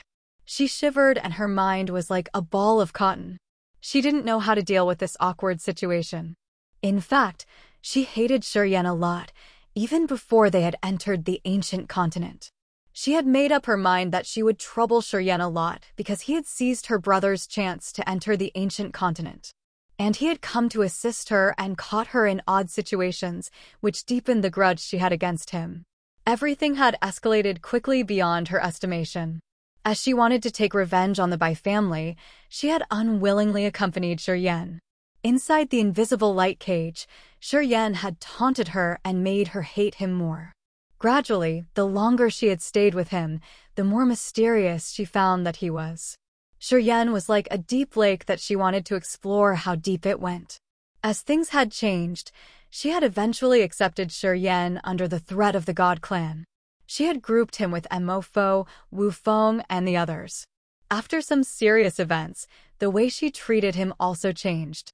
In the desert, while she and Cecilia were hopeless without a hand reaching over them, Shiryen appeared out of nowhere. It was the first time he had touched her heart. Currently, Shiryen had protected her regardless of his life. He was willing to let his body be smashed so she could be safe. It was a final arrow hitting her heart that left an image there. However, since she was a little girl until now, she had never had a feeling for any man. She also lacked experience in talking to men. Hearing him calling her dearly like that, she blushed and got flustered. She felt a little dizzy as she didn't know what had just happened to her. Instinctively, she dodged and didn't dare to look at him in the eyes. However, after thinking about it, she found out that she wasn't angry when he called her fondly like that. Quite the contrary, she felt a little joy. He called me so fondly, but not Cecilia. Does it mean that I'm more important than Cecilia to him? Xiangyu thought. With these blood essence stones, my god body will be healed fast. Shiryen threw Xiangyu a glance. She looked like she had a bunch of fawn running around. Yingyu, you're excellent. If it wasn't for you, I wouldn't be getting better soon. Xiangyu's face was tepid, but the corners of her mouth pulled into a curve of joy, her bright eyes twinkling. Cecilia smiled, but her eyes didn't. She glared at Shiryen and said awkwardly, "Oh right, she's useful while I'm useless. I can't help you with anything." Shiryen gave a reluctant dry cough and then said, "I need to recover using the blood essence stones now. You guys should collect all the crystals here. We shouldn't give this good chance to anybody else." The two women were stirred up listening to him. Since his situation was stable now, they didn't need to worry about him more. Their flames of desire for the treasures burned one more time. They regarded him and didn't wait for him to talk more. They rushed around like the two butterflies. They started to harvest the precious stones. Taking a deep breath, Shiryen adjusted his mood to the best condition, picking up one stone from the other 10 lying in front of him. Boom! Immortal demon blood boiled in his body as if it was stirring up the energy of the blood essence stone. The smaller crystals inside the blood essence stone looked like a blood diamond releasing abundant waves of energy. The immortal demon blood in his body ignited. Beams of magical, pure blood chi flooded in, fusing with the immortal demon blood in his veins. As soon as they had entered his veins, his demon blood condensed faster. It was almost instantaneous as one ruby drop was produced, and it gave him a marvelous feeling. It seemed like the blood essence stone had helped him urge the energy of his flesh body.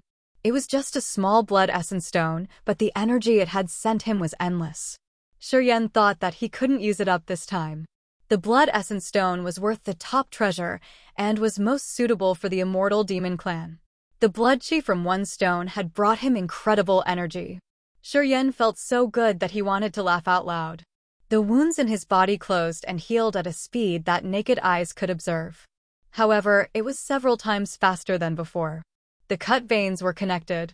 The broken bones were fixed and become even tougher. His flesh wiggled and closed little by little as if someone was sewing them all together.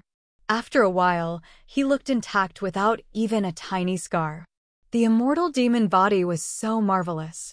After he got the supply of energy from the stone, he knew that he would fully recover quickly with only one piece of the blood essence stone. The energy stored in the stone was way beyond his estimation. What a wonderful original incipient grade treasure.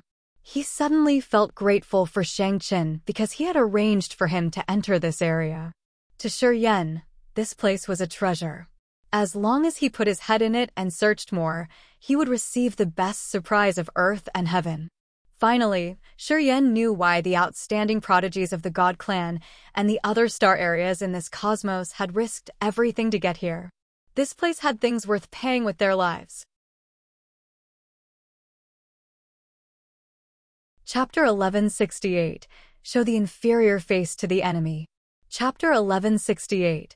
Show the inferior face to the enemy, _. It was only one piece of blood essence stone, and it was enough to provide Shiryen with rich blood chi. It had helped him refill the immortal demon blood, and it also refined his body's containing capacity to another level. The immortal demon blood was the power generator of his immortal demon body. Filled with adequate immortal demon blood, the damages to his god body were insignificant. After the blood essence stone was used up, it became a plain stone. Shiryen's god body was fully covered in a blood cocoon. Life energy fluctuations surged immensely inside that cocoon, and it gave people an impression of seeing something with endless vitality. Cecilia and Shang Yingyu were so excited as they were collecting crystals with different characteristics. The ice soul cold crystal looked like they were condensed from frost and mist. The fire jade was as red as the most beautiful flame. The water heart crystal seemed to have real water murmuring inside. The fresh wood crystal had a wooden texture. The refined gold crystal looked like precious gold. The absolute earth crystal was transparent in a marvelous amber hue. Those were all the original incipient grade materials with the powers of 5 elements. Each of them was priceless. The two women harvested the crystals, putting them in the special containers. The piles of crystals around Shiryen disappeared quickly. When there was no crystal around them anymore, Shang Yingyu and Cecilia laughed contentedly and returned to Shiryen. Then, they saw him shrouded inside a blood cocoon where life energy surged torrentially. "How was your harvest?" Cecilia smiled charmingly, light twinkling in her eyes. More than 60 pieces, Shang Yingyu arched her brows happily. She couldn't hide her joy. They are so huge that they take a lot of room. Luckily, I've prepared properly. Before I came here, I've thought of this. I brought many fantasy sky rings. The crystals and jades here weren't small at all, and they had similar sizes. Although the number of them wasn't more than several 100,000 pieces, dozens of original incipient grade jades sounded terrific enough. She got a huge fortune. What she had collected included the crystals of ice and thunder classes, which were so important to her cultivation. They could help her break through to incipient god realm more easily. Cecilia had focused on collecting the water heart crystal and then the absolute earth crystal and fire jade crystal. She had dozens of them in her fantasy sky rings. Now, she was smiling to her ears. And as Shuriyen's condition was stable, they could ease their minds, chatting with each other. Hey, girl. Have you had any plan for the future? Cecilia hesitated for a while before asking softly. We have to get out of here anyway. After that, what do you want to do with him? She extended her hand and pointed at Shuriyen. Shang Yingyu's elegant face blushed a little bit. She bit her lower lip and muttered, I don't know. Let's see what happens then. He and my father have a connection and he's in Agate Star area. It's not really difficult to find him. Lifting her face, she looked at Cecilia and asked, Your star area is very far from his. How about you? What's your plan? Cecilia beamed like a blooming flower. She soon had a plan and she spoke frankly. After I've arranged things in my family, I will go to Agate Star area to find him. I've made up my mind. If I go with him, my life will be more colorful. Haha, you can give up your family? Shang Yingyu was surprised. After I've reached incipient god realm, I won't be too dependent on my family. With these treasures, no matter where I choose to stay, I can live a better life, said Cecilia relaxingly. Shang Yingyu showed her respect. She looked at Cecilia with admiration. Swish! The blood cocoon covering Shuriyen was torn, its pieces turning into blood-red powder and scattering. Shuriyen appeared naked. His lean, beautiful-built body emerged as if each of his muscles was carved by the most skillful craftsman. His god body looked like it was molded out of metal, which was full of the masculine attractiveness of a robust man. Shang Yingyu jerked back as she was startled. She didn't dare to look at him, her heart beating hard. She cursed him under her breath. Cecilia was much braver. Her beautiful eyes scanned Shuriyen's body as she smiled gently. Oh wow. Not bad at all. It makes my heart beat faster. She laughed and threw a glance at Shang Yingyu, making the girl shyer. Hey, how are you? Cecilia asked tenderly and stopped teasing Shang Yingyu more. Shuriyen beamed. The blood essence stone is truly the most suitable divine material for the immortal demon warriors. Don't worry. After using the energy stored in one stone, I've fully recovered. And my immortal demon blood and my body are all improved. Listening to him, Shang Yingyu and Cecilia could finally ease their minds. Let's get out of here. Shuriyen lifted his face looking at the flaming red sky. They were under the desert on a hard rocky ground. It looked like a massive well dug deep into the earth. The wall of this well had many extruding rocks that which they could use to climb back to the surface. We have to go back there now? Cecilia discolored slightly. The desert has many scorching storms and we can't get rid of them. I'm afraid. Shang Yingyu and Cecilia had been walking in this desert for a long time. They couldn't get out of it until Shuriyen had arrived. However, the area under the desert was quiet enough and it wasn't affected by the stone and sand over their heads. She wanted to stay here for a while. It should be easy to get out of the desert now, Shuriyen smiled and explained, because the maze is solved. When he was using the blood essence stone to heal his body, he could feel a little change of the desert above his head. Sensing for a while, he knew that the barrier had disappeared. That's why he wanted to leave this area. Hearing him, Cecilia and Shang Yingyu were so thrilled. Then, Shuriyen and the two women used the extruding stones on the wall of this pitch to climb up to the desert. They reappeared in the middle of the desert one more time. We can finally get out of here. Shang Yingyu cheered. The holy mountain that used to be so far from them was now in their sight. They could even see the smaller peaks around the holy mountain. Apparently, they weren't illusions anymore. They were all real. You guys should use those original incipient grade crystals you got to recover. We will depart later. I will protect you guys while you're cultivating, said Shuriyen. The two women didn't babble. They sat down cross-legged next to him and used the water heart crystal and the icy soul cold crystal to take in the energy. As those crystals matched their powers Upanishad, it recovered their god power really quickly. Shuriyen could sense the energy fluctuations in their bodies surging and becoming torrential. It was the sign of gathering and producing god power. The original incipient grade materials with the same attributes with the warrior's power Upanishad were the purest source of energy in earth and heaven. To the warriors with matched power, those crystals were like big hearts that could pump them power and give them the essence of the power Upanishad. At the same time, they could use the crystals to create weapons. They could be deemed treasures for multiple purposes. Holding the Water Heart Crystal and the Icy Soul Cold Crystal, Cecilia and Shang Yingyu quickly gathered their god power. Their skin started to glow and it made them more beautiful. Shuryen looked around and changed his visage right when he was about to sit down to cultivate. Harson is coming, he hissed. Cecilia and Shang Yingyu were filled with fear. They jolted up from their cultivation and looked at him with stern faces. It's all right. As I'm now at my peak condition, even if Harson comes here, he won't take anything good from me. Well, if they want to seize the chance and attack me, I'll show my weak face to them. Then, he urged his energy and made his face pale, concealing his energy fluctuation.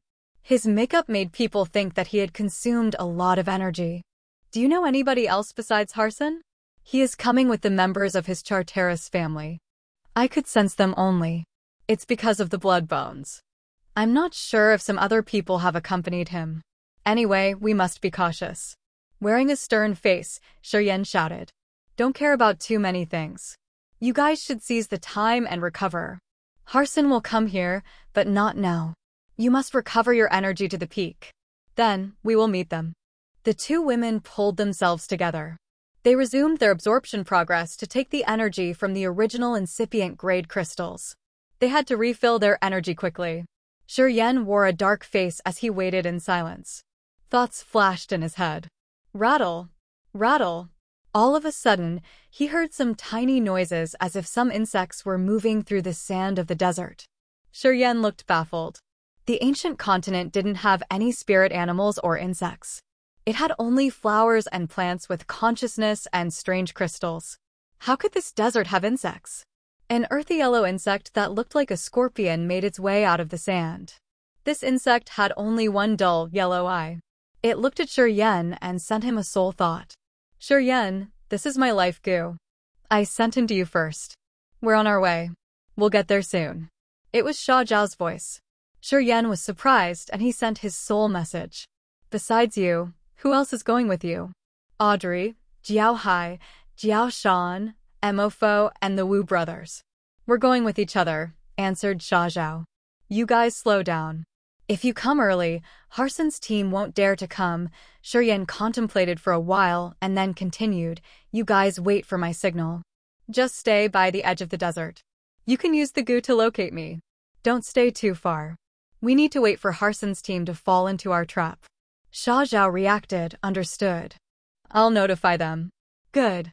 Shuryen smiled and stood up with a dark face. He looked in Harson's direction. He could vaguely sense the bloodthirsty desire from Harson's team. Apparently, Harson thought that Shuryen was still hurt, and he wanted to take this opportunity to kill him, giving him no time. When Shuryen sensed Harson's aura, he found the distance between Harson and him had been shortened rapidly. Harson's team was moving at their maximum speed. It seemed like they couldn't wait any longer. Good then. Shuryen gave a faint smile. He hadn't gathered all of Xian Shan's blood bones yet. His chance was coming. Chapter 1169, The Icy World. Chapter 1169, The Icy World, _ By the edge of the desert, Audrey, Jiao Hai, and Jiao Shan were looking at Sha Zhao. They stood and waited for Sha Zhao's news. After a while, Sha Zhao opened his eyes and said in a low-pitched voice, I contacted him. Everybody was excited. He said that Harson's team was coming to kill him. He told us to stay here and not to act rashly. We need to wait for a signal. Sha Zhao's eyes looked so sinister as he said, if Harson dares to come this time, we'll give him a fatal strike. Can you talk to him all the time? Asked Audrey. Of course. My life goo is next to him. I can see his move from time to time, said Sha Zhao confidently. Audrey eased her mind and said coldly, that's good. We'll wait here. Just let Harson arrive first. Then, We will block their exit. Her line of sight moved to Mofo, Wu Feng, and Wu Bai as she asked indifferently, "Do you have any idea?" "You shall decide everything," the other three agreed. Dash. In this dull world of yellow sand, Harson, Mia, Yuman, and the others moved like swift shadows, flashing and disappearing. Harson's body was so thin like a wicked demon. The murderous aura twirled around him, which looked real. He looked so dangerous. The warriors of the Charteris family were so ruthless and insane. Their energy fluctuated and matched with Harson's. "We're almost there." Harson's cold and gloomy voice echoed. He surfed through the sand like a bunch of light. Mia's team followed him closely. Swoosh, swoosh, swoosh. Just like a rainbow descending from the sky, shadows emerged and surrounded Shuryen, Cecilia, and Shang Yingyu in just a blink of an eye. There were 9 of them, including Harson, his 6 warriors of the Charteris family, Mia and Yuman. Their sudden appearance had surprised Shuryen's team and gave them the bewildered look. Shuryen's face was pale and his blood chi level was low. At first glance, he seemed to have gotten hurt badly. Cecilia and Shang Yingyu looked a little better. However, they still gave people the impression that they didn't have enough energy in their bodies. It looked like they had just survived a severe battle that had already worn them out. Mia and Yuman exchanged looks. They both felt happy as they thought that Harson wasn't wrong. Shuryen surely looked wounded. She assumed that they had a greater chance to kill Shuryen this time. She became excited immediately. "Be careful. He can use space power Upanishad," Mia reminded in a low voice. "The center of the ancient continent isn't similar to the outer realm. He can't use the space power Upanishad to run away." "Don't worry." Harson waved his hand. Looking at Shuryen, he grinned fiendishly. "Hey, we meet again." "Yeah, hello there." Shuryen darkened his face. He looked as if he was trying to look strong. "You think you can subdue me when I'm wounded or even kill me? Well, I don't know what kind of storm you can rise this time." Harson waved his hand, and the Charteris warriors put their hands into their stomach to draw the bones out of there little by little. Instantly, a murderous, bloodthirsty aura shot up into the sky from behind their backs like the real blood column. Harson had brought 18 warriors in total. Shuryen had taken 10 blood bones from them. Harson killed 2 of them to prevent Shuryen from taking their bones. Today, he had only 6 warriors with him. They were standing in a hexagonal formation, centering Shuryen's group of 3. However, they were watching Cecilia and Shang Yingyu, and they didn't dare to consider Shuryen as their target. Harson's bony body changed. He quickly transformed into the undying god body. He looked even thinner, but the energy in his god body was rocketing. Just like him, Mia had transformed into her undying god body too. Her pretty eyes were so cold and harsh. She gazed at Shuryen as she said coldly, "We should calculate our debts too. Should you give me back my 7-colored demonic flower and the 7-colored spirit flower?" "Oh, I'm sorry. I used them all." Shuryen squinted and showed his hands. Mia's eyes shot out murderous intentions. She gave a curt nod and said, "Harson, I'm joining you." "No need." Harson shook his head and said determinedly, "I want to kill him myself. You just need to kill these 2 women for me. Do not let anyone escape." Mia frowned, cursing under her breath. However, she could do nothing but focus on Cecilia and Shang Yingyu. "You can't transform to your immortal body, can you?" Harson slowly drew the blood bone in his abdomen. The evil formation carved on the bone slowly moved, releasing intimidating power, which was like the giant mouth of a wild, crazy beast. It snatched over Shuryen and attempted to swallow him. The sinister thoughts that could distort the soul and slow down the soul altar rolled torrentially, stirring up Shuryen's sea of consciousness and making him puzzled. The 6 warriors of the Charteris family cooperated closely with Harson. They grabbed the blood bones and murmured some strange, wicked incantation. They had created a blood net that could bind all creatures and snatch over Cecilia and Shang Yingyu. Cecilia and Shang Yingyu discolored in fright. Their soul altars suddenly trembled hard, as if the blood net had shrouded them and pulled them out. They couldn't control their soul altar. Boom, boom. Massive bolts of lightning weaved in the sky. The sharp icicles jutted out of Shang Yingyu's head, moving around and attempting to cut the bloody net. However, the blood net wasn't a real thing. It was like a special soul attack that was aimed at the soul and soul altar. Even though Shang Yingyu's lightning and icicles were strong, they couldn't strike the blood net or cut it into pieces. Their soul altars were still shaking hard and trying to fly out of their heads. 1,000 times heavier gravity. Mia opened her jade-like hand, pressing on Cecilia and Shang Yingyu from a far distance. Instantaneously, Cecilia and Shang Yingyu shook as if a massive mountain was placed on their backs. They had to bend as they couldn't bear that impressive weight. Swoosh! Swoosh! Their soul altars flew out of their head, and even their host souls were perceptible. The women became panic-stricken. Crack! Crack! Crack! Shang Yingyu's eyes looked resolute when she shouted and made strange hand seals. 5 sharp icy soul-cold crystals flew out of her fantasy sky ring. They all looked like the most beautiful icicles releasing cold air that was chilly to the bone and could freeze and break everything. The icy soul-cold crystal was the original incipient material that she could use directly like the most terrific divine weapon. When it was in the hand of the warriors who cultivated ice power Upanishad like Shang Yingyu, once it was urged, it could release the icy power that could freeze the entire world. Its lethality was unimaginable. Boom, boom, boom. Just like space here that was shattered, the gravitational field Mia had created dissolved. As soon as the icy energy of the icy soul-cold crystal emitted, a cold white air diffused and froze the entire desert. The sand and big rocks were frozen and they broke. The entire desert became an icy world at a speed that naked eyes could observe. Wherever the cold air passed by, the whole place changed. The blood net created by the Charteris warriors was covered by the cold white air. It was frozen and then shattered into tiny pieces of ice. Harson's 6 warriors had no color on their faces anymore. They retreated in fear. Mia and Yuman were fighting Cecilia and Shang Yingyu when they had to run away when the white air came over. They didn't dare to approach Shang Yingyu anymore. As Harson and Shi Yan were fighting fiercely, when the white air swarmed over them, they felt so chilled. They shivered and in the next moment, they were frozen. Their veins and internal organs had become ice, turning them into 2 ice sculptures. Cecilia had the same consequence. She had turned into a crystal ice sculpture as Shang Yingyu's cold energy had crossed over her. After dozens of seconds, the entire desert had become a frosty world with a glacier and 3 ice sculptures. Only Shang Yingyu stood in the middle of this icy world, looking at the 5 icy soul-cold crystal planted on the ground by her feet. She looked so terrified. She had heard that the icy soul-cold crystal was the sharp sword of the warriors who cultivated ice power Upanishad.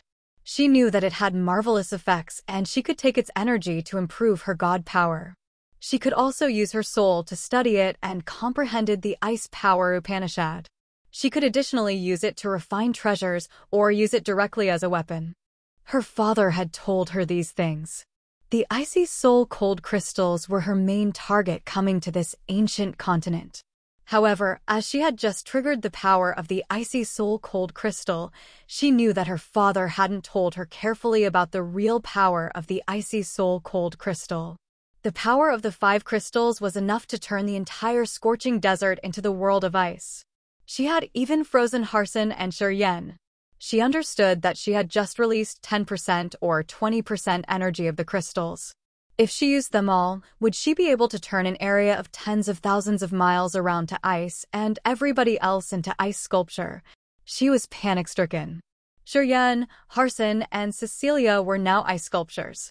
Mia, Yuman, and the 6 warriors of the Charteris family had seized the chance when the cold air hadn't reached them to run away at the fastest speed. No one had the guts to approach this area. She was baffled for a while and then turned to Harson, who was frozen now. A cold light flashed in her eyes. Although Harson's entire body was frozen, his soul altar wasn't. He was thinking about how to get rid of this. Seeing Shang Yingyu's cold eyes glaring at him, Harson's sea of consciousness surged powerfully.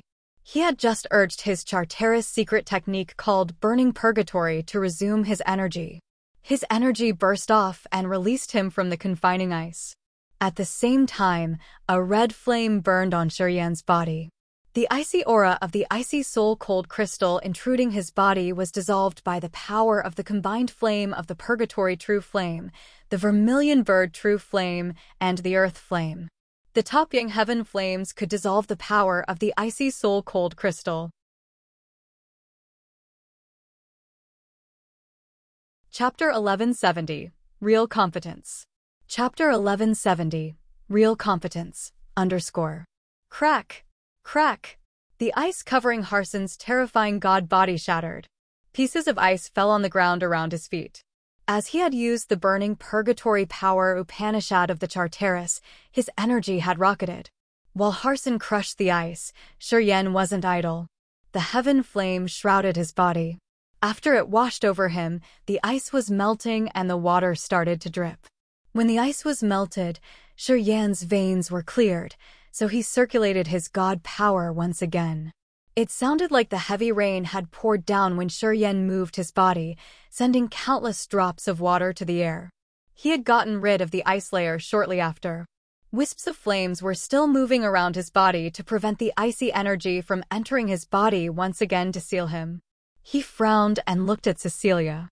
A flame flew out of his fingertip and then started to burn the ice on Cecilia's jade-like neck. Her body covered in ice began to melt down like his. After her skin was warm again, she finally got rid of it. Shang Yingyu stood behind the 5 icy soul-cold crystal, her soul altar spinning. She was still connected to the icy soul-cold crystal. She had just used 10% or 20% of the icy soul-cold crystal's power. However, this amount of power was enough to freeze Shuriyan, Harson, and Cecilia. She didn't dare to urge more power of the icy soul-cold crystal. She just stood in a daze and watched Harson, Shuriyan, and Cecilia recover.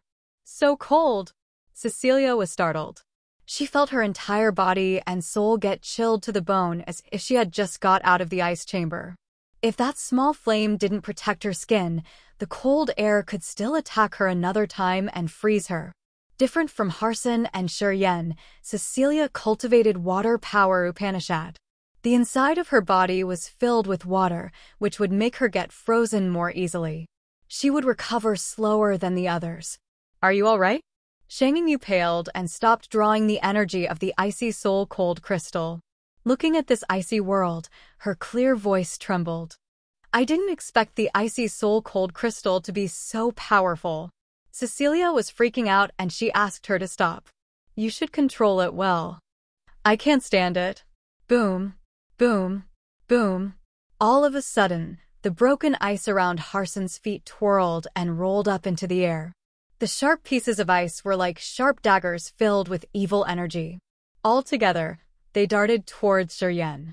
Harson's eyes were so evil. He grinned fiendishly while his skeletal body had the energy rocketed. He made the hand seal to trigger the energy in his flesh. At that short moment, his body became even thinner. However, he looked more perilous. I want you to die. Harson smirked haughtily. Thud, thud, thud. The broken ice hit more than 10 layers of space energy above Shuriyan's head. It sounded like the nails thrusting into the wooden board.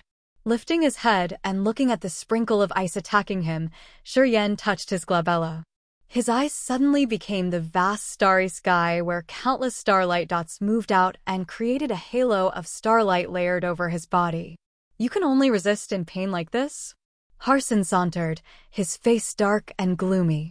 He squeezed his blood bones with both hands and sent beams of his blood into it. Savage energy fluctuated from his hands and exploded the air. The world of ice under his feet collapsed and shattered. Countless pieces of broken ice became a crazy downpour that showered Shuriyan endlessly. He had around 10 layers of space barriers, and his body was shrouded in layers of starlight. He looked like an ancient god who was protected by stars in the sky. When the ice touched him, it would explode and vanish. Harson's hands had a powerful suction force that swallowed earth and heaven energy of this place like a massive vortex. It felt like the sky was down and was flooding his palms. However, when the massive amount of energy flowed into his palms, his hands weren't ballooned with energy. Quite strangely, they dried up like ash-white claws that were really freaky to the other people. The cold, dejected, and sinister aura that shot out from Harson's dry claws had created a desolate world that tried to pull Shiryen in. Shangyu and Cecilia stood not far from Shiryen. Under that strange space, they both had deep despair arise from their soul that would confine their souls eternally. They knew that it was an evil secret domain of Harson. Death or life by the heart, earth and heaven turn over. Shiryen suddenly smiled and both of his hands grabbed something in the air. One hand of his was full of vitality like the source of life, while the other hand had a lot of death chi like the scythe of death. A mountain-like death seal and a life seal emerged in the void. They then merged into one. The death and life power Upanishad was fused magically into one seal, which was glowing in a strange black and white light. It spun quickly in the air just like the hand of demon that could destroy everything. Boom! The desolate, dead silence world released from Harson's palms was struck. It shook and sparked many beams of ash-gray light. Starlight from nine-tiered sky be the lance. Shiryen's hands moved vertically as if he wanted to draw all the stars in the sky. His arms twinkled dazzlingly with a layer of starlight. The glowing halos of the stars in the vast nothingness fell like the galaxy was descending, creating a starlight lance with the power of earth and heaven. It stabbed directly on the desolate world Harson had built. That world had cracked by the death and life seal previously. As it now received the thrusting starlight lance, it shattered and sent light dots everywhere. At first, everything expanded and shrank into a speck of light before disappearing in just a blink of an eye. Pfft! Harson spurted blood. He looked at Shiryen wildly and crazily. You aren't hurt. You weren't hurt. Shiryen nodded nonchalantly and said earnestly, I wasn't hurt. My power even grew. When you found me here, I was in my best condition. Then, he squinted and looked in a direction where something that looked like a scorpion made its way out of the ice and waved its tail at him. You guys can take action now, asked Shiryen. The demonic insect nodded as if it was a human. Then, it swiftly dug into the ice, its aura disappearing shortly after. It was Sha Zhao's life goo, the spoiled child of the desert. Shangyu's world of ice had just covered the surface of the desert. Deep under the ice was still the hot sand where the scorpion could promote its power to the most.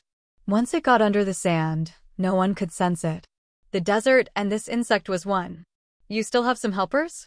Harson changed his visage. Looking at the sand insect get into the ground, he knew that something was going wrong. Before Shiryen could answer, the blood bone that Harson was holding suddenly quivered. Harson's chest had to endure a sudden attack.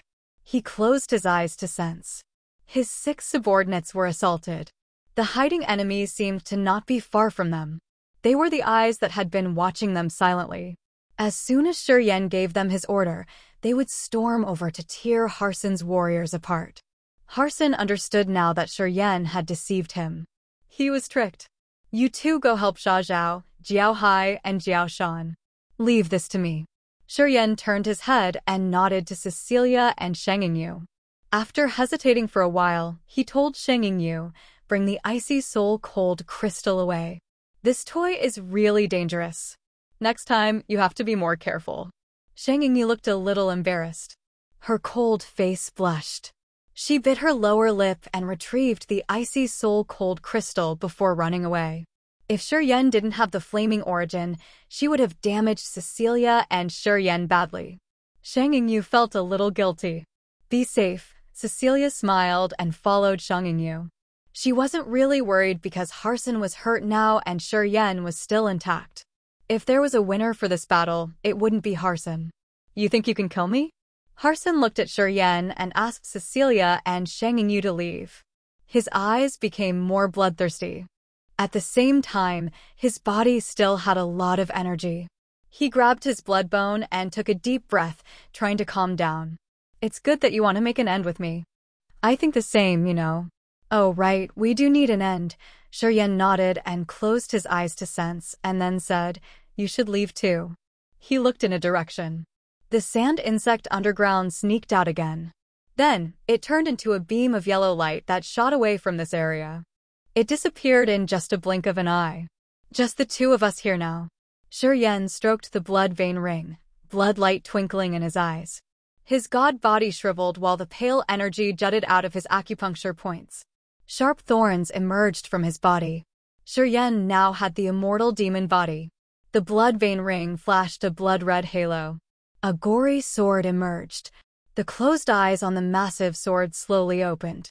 The fearful, brutal, wild, and intimidating energy shot out of Shiryen's body, diffusing like a terrifying sea and covering the entire area where he and Harson were fighting. The sinister, murderous aura of earth and heaven from this sword was much more savage than the blood bone that Harson was clutching.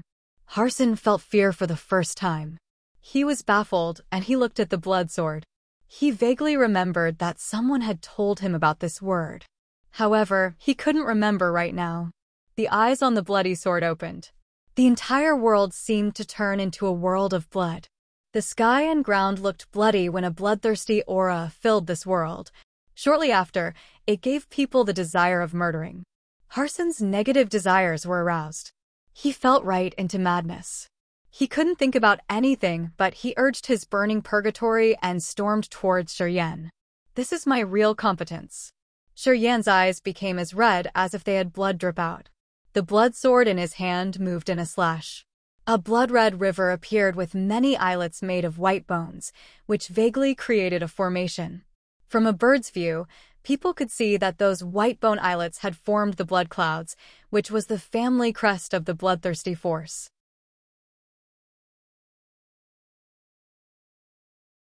Chapter 1171, Resurrected? Chapter 1171, Resurrected, _ The blood sword came from the Chasm Abyss battlefield in Grace Mainland. It looked like it came from the sky, but in fact, it was the secret treasure of the master of the bloodthirsty force. The crimson eyes opened and Shiryen deliberately cut the air. A blood river appeared in the sky with many bone islets that formed the shapes of bloody clouds. Shortly after, the river shrouded Harson.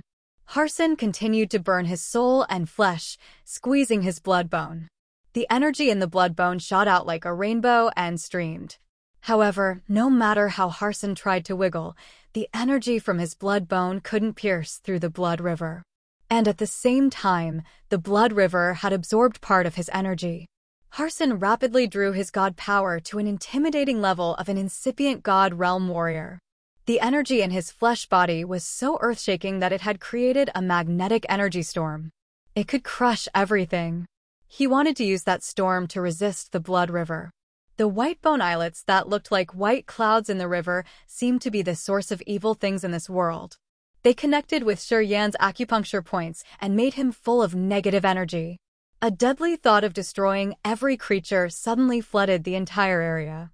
Harson had the power as strong as Shiryen's, and because of the blood bone, his power somehow connected to Shiryen.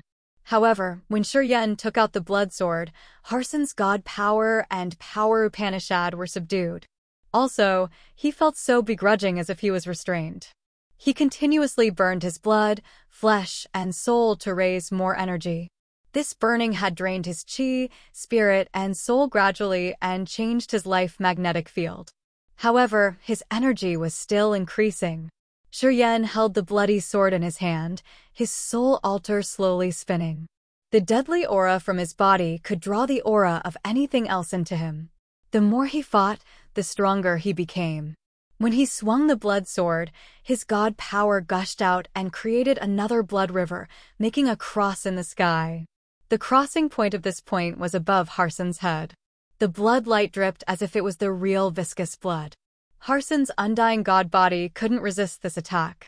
When the blood light dropped down, explosions and breaking sounds echoed. Harson's bones exploded. His body became weak.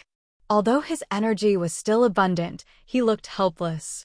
Shiryen had used all of his power and mobilized the most brutal death power Upanishad, his immortal demon body and the rampage to strike the other. He didn't retain anything. That's how he had reluctantly gained the upper hand. It was because Harson had underestimated Shiryen and gave Shiryen the chance to hurt him with the Death and Life Seal and the Starlight Lance. If Shiryen didn't use the blood sword, he could only get the slightest advantage. Harson was the rare expert Shiryen had ever met. He was the extreme kind that could insanely hurt his body and soul to attack the others. He made Shiryen discolored in fright. Shiryen had to gather all of his energy to attempt to kill him here. By the edge of the desert, Audrey, Jiao Hai, Jiao Shan, Mo Fo, Wu Feng, Wu Bai, and Xia Zhao were joining hands to fight Mia and the God Clan's warriors. Cecilia and Shang Yingyu came as they were not far from them. They joined the battle and tried to kill Mia and Yuman. All of a sudden, Audrey felt a vibe in her heart. She couldn't help but lift her head to look at the center of the desert. Jiao Shan, Mo Fo, and the others could also recognize something. Even Cecilia and Shang Yingyu halted while heading toward them. They all looked in the direction where Shiryen and Harson were fighting. The sky was scarily red, as if it was painted with fresh blood. A flow of savage, bloodthirsty aura shot out grumblingly from the desert. This kind of intimidating energy made Audrey shiver. She looked aghast indeed. Jiao Shan, Xia Zhao, and Wu Feng were pale, and they shivered. They had sensed a terrifying pressure from deep inside the desert. It was like a giant demon in the ancient time had just woken up. They faced the sky and roared. They had a desperate, dispirited feeling that made them want to bow. So intimidating. Audrey's breast heaved as she was taking deep breaths. Her exquisite face was filled with fright. The battle between Harson and Shiryen could reach such a degree. It was really earth-shaking. Everybody quieted down all of a sudden. Mia, Yuman, and the Charteris warriors also looked dark and solemn. They instinctively looked at the center of the desert in fear. Xia Zhao, what's going on over there? Your life goo is there. You should have gotten something, right? Wu Feng suddenly shouted. Audrey's pretty eyes immediately focused on Xia Zhao. Xia Zhao quieted down and closed his eyes to sense. Then, he shook his head. Rattle! Rattle! A scorpion-like sand insect got out of the sand and flew into Xia Zhao's mouth. It looked a little scared. Shiryen frowned and gave a forced smile. Shiryen sent it away. I don't know what has happened there. Audrey was very surprised. She hesitated for a while and then said, You guys stay here and deal with them. I'm going there to check them out. He said that he wanted to fight Harson once. Please respect his decision. Shang Yingyu stopped her with a cold expression. We're here. It means that he didn't want anybody else to interfere with him. Please stay. Cecilia also nodded and glanced at Mia and the Charteris warriors. She said deliberately, when we left that place, Harson was hurt severely. If nothing unexpected happens, he'll die. Hearing her, Mia and the Charteris warriors grimaced. Audrey pondered and then nodded. She stayed at her spot. As Cecilia, Shang Yingyu, and even Xia Zhao's life goo were sent away, Audrey understood that Shiryen had something that he didn't want anybody else to know. Thus, he had asked everybody to leave. Whether he was the immortal demon or a member of the bloodthirsty force, he had many secrets. If Shiryen didn't want people to know or sneak on him, getting there would make him turn his back to her. Audrey understood it well. She wasn't persistent. She moved her focus on Mia's team once again. Then we just need to finish these. We have no objection, Jiao Shan, Wu Feng, and the others agreed cheerily. Cecilia and Shang Yingyu also joined the battle, teaming up with Jiao Shan's team to attack Mia and Yuman. Audrey looked at the desert and frowned. Then, she turned to Mia. Shiryen will kill Harson. So, I'll kill you. Mia's eyes shot out strange light and said fearlessly, although the Imperial Dark Tribe isn't ordinary, it's not easy to kill me. Let's try. As soon as Audrey's voice vanished, the Dark God Imperial Throne emerged and connected the underworld and this area. The wailing ghosts and departed spirits from the endless dark abyss roared and shrieked. They attempted to nibble Mia's soul altar. The center of the desert. As Harson was shrouded in the blood river, his blood and flesh were torn off his body and they sprinkled on the ground. He looked as if he was skinned alive, which was so miserable to see. Even though he was in such a situation, Harson was still crazy and ruthless. He was rolling and crying inside the blood river, trying to show Shiryen his intimidation before he died. Shiryen crazily poured his god power into the blood sword. He felt his energy was running out. The open eyes in the blood sword were using his god power massively. And the two blood rivers crossing in the sky was the energy of his entire body performed using the blood sword. To create the two blood rivers, Shuryen had to use almost all of his energy, which had also drawn half of his negative energy. Since he had come to this world, he had never endured such a terrible battle. Harson's strength was beyond his estimation. If his power Upanishad couldn't subdue Harson, and if he didn't have terrifying tricks, it would be impossible to make Harson this helter-skelter. He knew that Harson was now a lamp running out of oil. He didn't dare to approach Harson as he was afraid that Harson would commit suicide and drag him altogether. Shuryen didn't care how cruel and terrible Harson's roaring and cursing was. He just stayed deep inside the blood river and held the sword, pumping more energy to wear Harson out little by little. He didn't look at Harson either. Gradually, Harson's painful screeching faded out and disappeared. After a moment later, Shuryen couldn't sense the life energy fluctuation from Harson anymore. He changed his power Upanishad, retrieving the blood sword and the two blood rivers. Thud! Thud! Harson fell from the sky and landed on the ice that was scattered on the ground. He looked like a gory skeleton. Walking to Harson, Shuryen could see his internal organs, but there was no fluctuation of life energy. Shuryen knitted his brows tightly. Although Harson's god body remained, his soul was burned down because he had madly urged the burning purgatory. That's how he was killed. Shuryen's thoughts changed. He extended his hand to grab the bone that Harson had clutched before he died. The blood bone from Xianshan flew to Shuryen. Swoosh! Swoosh! Two pieces of the blood bone flew out from Harson's body. They were both from Xianshan's skeleton. One of them was the key bone that helped Harson control and made his subordinates die for him. This one had a special evil formation. Harson's soul energy had ceased.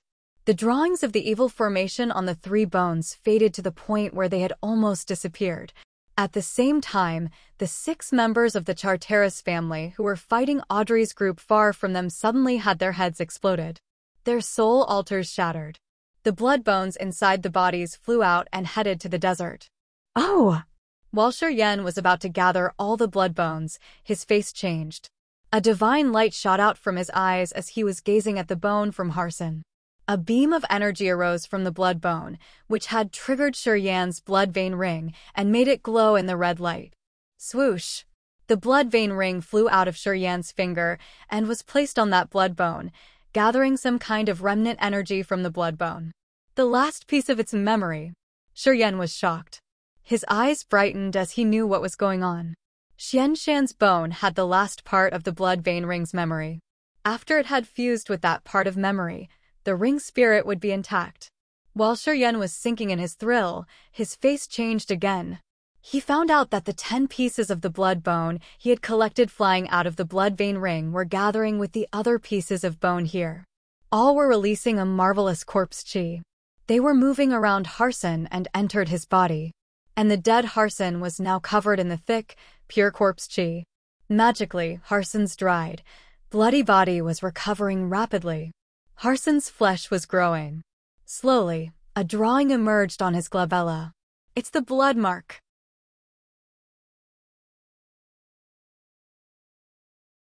Chapter 1172, Harson's Riddle. Chapter 1172, Harson's Riddle, _ All 19 bones of Xianshan were releasing the pure corpse chi and winding around Harson. Harson's skeletal body grew the flesh once again. His veins were connected and reviving him at a speed that naked eyes could observe. Gradually, the blood bones exploded and turned into a bone powder that got into Harson's flesh, bones, and veins and became part of his. A mark slowly became visible in Harson's glabella. Shuryen was dumbstruck. The blood vein ring was also carving that mark on Harson's forehead. The blood vein ring rolled around. Red beams flashed like a spotlight shining on Harson's glabella that carved the mark of the cluster of blood clouds there.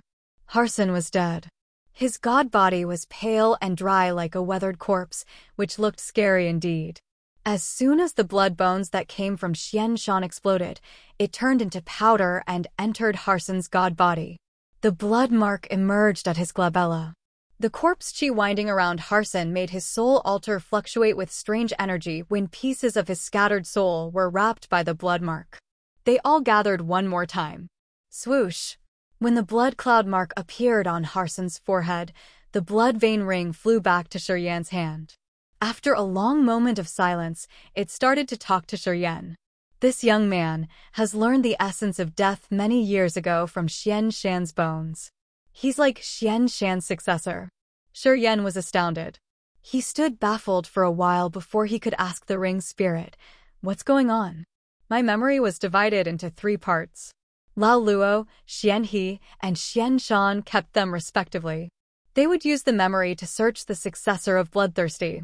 Lao Luo came to Grace Mainland to use his supernatural power to bend nature's principles and bring you here and let you receive the main inheritance of the Bloodthirsty force. Xian He and Xian Shan also held a part of the memory to find the heir for our master. However, receiving the master's inheritance could take place only in an ancient continent. Xian He came to ancient demon continent, but he failed. Xian Shan had the biggest guts. He came to the ancient god continent of the God Clan. He had broken the plan of the God Clan. Unfortunately, the Charteris family found him. Eventually, his soul and body perished. As the ring spirit's memory was gradually filled, the secret that had been hidden for years was slowly revealed. The blood vein ring was the life treasure of the Bloodthirsty's master. That year when their master had fallen, Lao Luo, Xian He, and Xian Shan had divided the memory of the blood vein ring into 3 parts. They then began to seek the most suitable candidate to impart their master's power Upanishad. Lao Luo found Grace Mainland.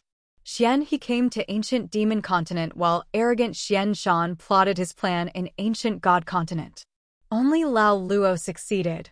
He had arranged the secret formation in Grace Mainland to bring Shiyan, crossing the realms and falling into the blood pond to receive the inheritance. Xian He came to ancient demon continent. However, earth and heaven energy on this continent had already been diluted when he came. To create the formation to impart the inheritance of the Bloodthirsty's master, it required a lot of external factors including stars, the universe, space, and more. At that time, the ancient demon continent wasn't suitable to do that. Eventually, Xian He had to give up and he left with a part of memory. Xian Shan was the bravest and yet haughtiest among the 3 of them.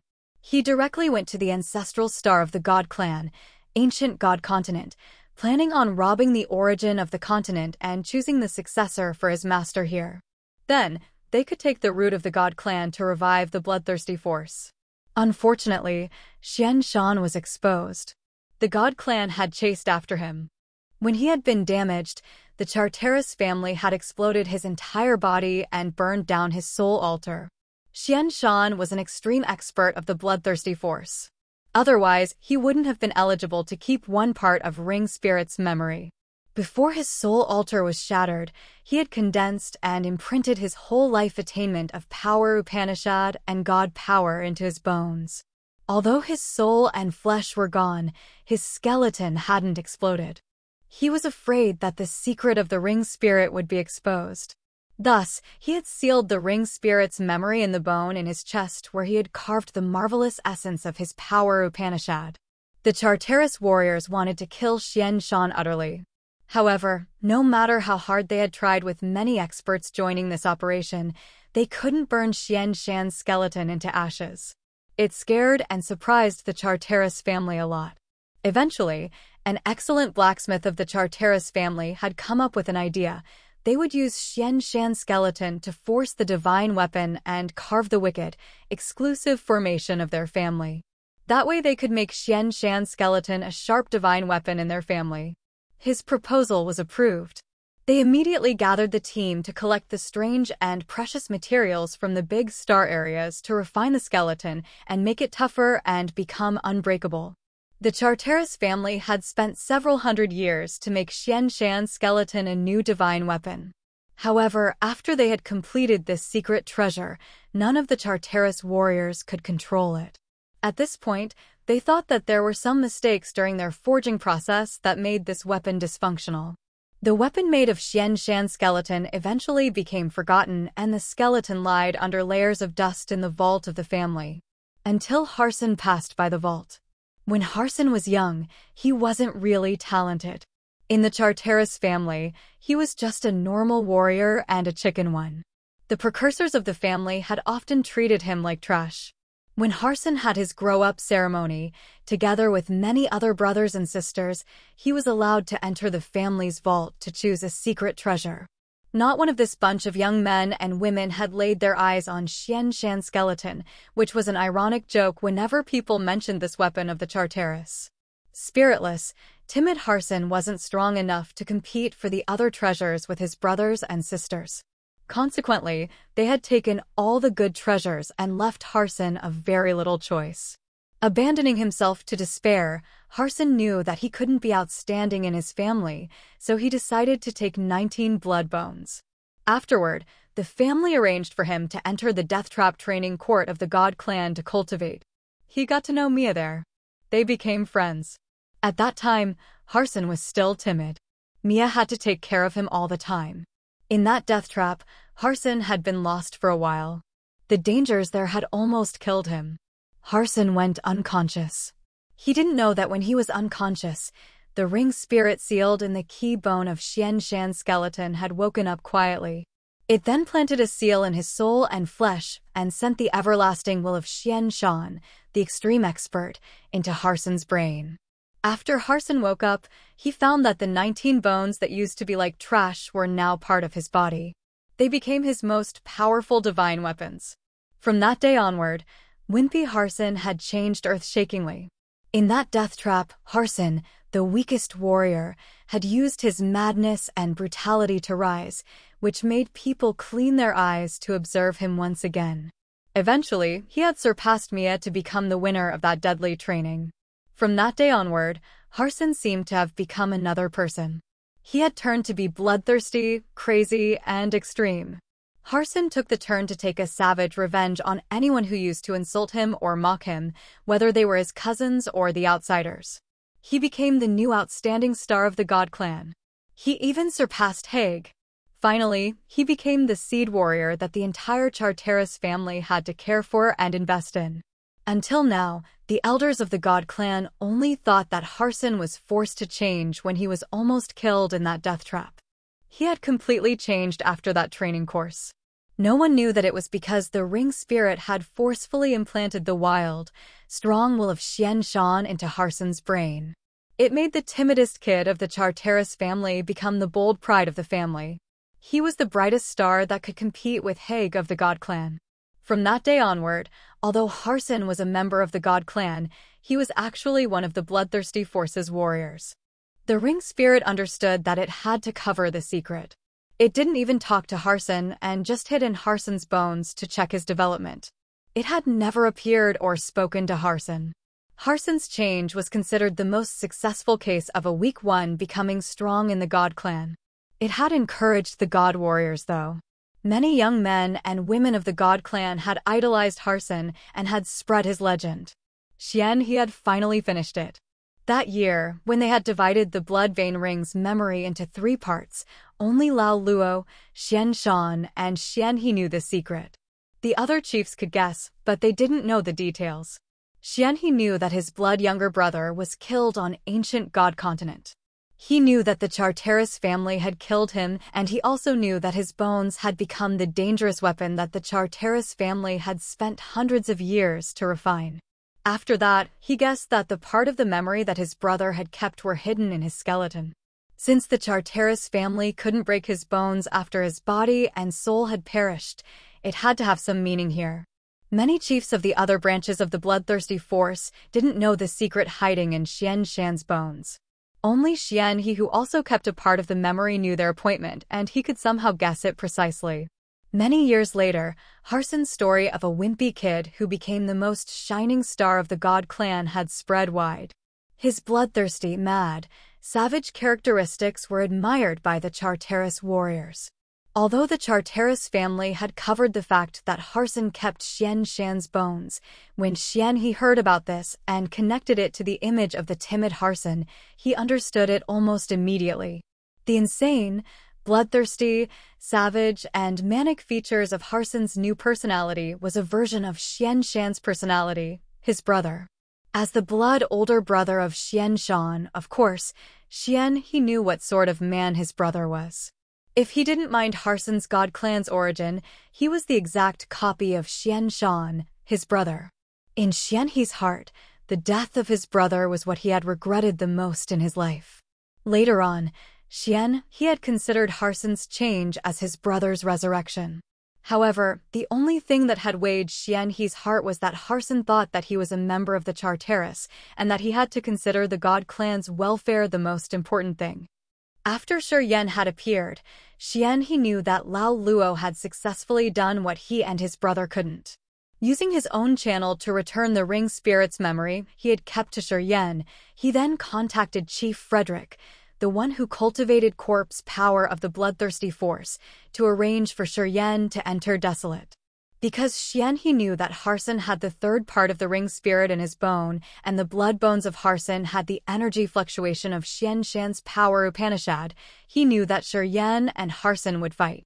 As Shi had the bloody sword and shield of the master of the bloodthirsty force together with his devouring power Upanishad, when he used the blood sword or the shield, he could subdue Harson's power Upanishad. After that, he could defeat the man easily to collect the last part of the ring spirit's memory, which had trained Harson. Only the blood vein ring could carve the crest of the bloodthirsty force for Harson. Everything had developed as he had planned. Xianhe's plan had not even a tiny flaw.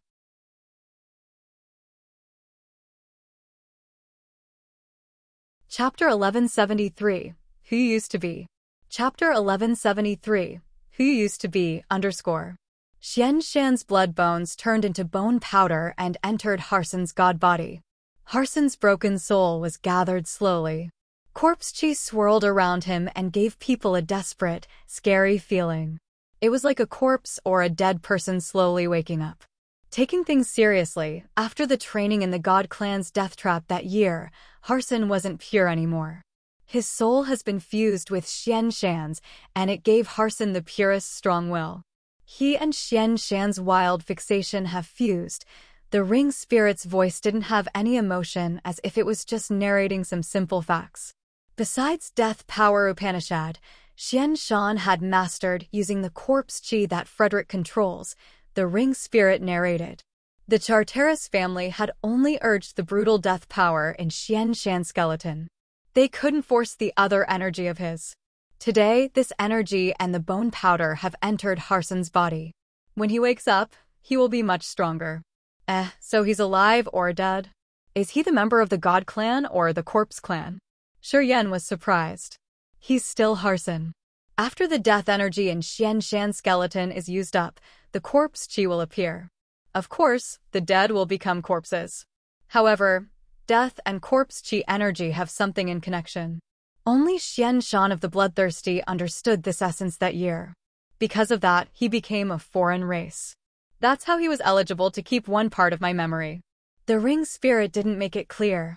After Harson wakes up, the corpse chi will fill him.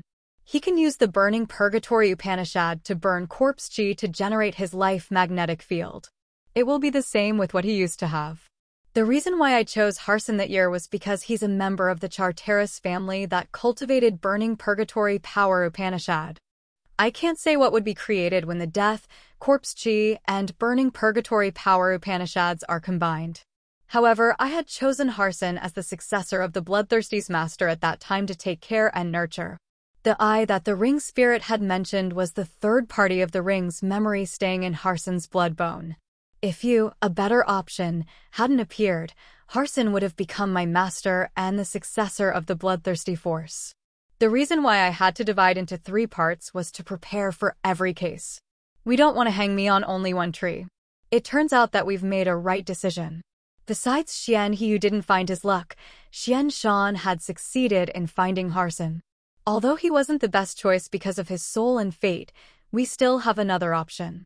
I don't quite understand, Shi shook his head.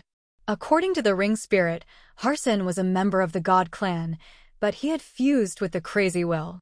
And as Shi known, he was the new star of the God clan. Shuryen had fought with Harson, so he knew how intimidating Harson was. This young man was one of the rarest terrifying enemies Shuryen had ever encountered in his life. If he didn't have the blood sword, which had boosted his power, it was hard to say who would be killed. If the ring spirit had considered Harson a chosen one, it must have keen eyes. Harson was eligible. But why did the ring spirit say that Shuryen was the best choice? When the Death Power Upanishad, the Corpse Chi Power Upanishad, and the Burning Purgatory Power Upanishad combined, even the ring spirit was terrified. When the ring spirit's memory was complete and could impart Harson the Devouring Power Upanishad of the Bloodthirsty Force, wouldn't he become invincible? Who could subdue him then? But why did the ring spirit choose him? Although he was always self-confident, when he faced Harson and got to know his power, Shuryen still felt pretty strange. The inheritance of the Bloodthirsty's master can be imparted to only the members of the 4 great races, and in the ancient continent, the ring spirit continued calmly. Harson is a god warrior, and you have immortal demon blood. You guys are the same in this aspect. You were born in Grace Mainland, and Harson was born in ancient god continent. It's not really different. However, there's one thing that distinguishes you two. It's also the reason why you are the successor of the Bloodthirsty's master. Please tell me, asked Shuryen earnestly.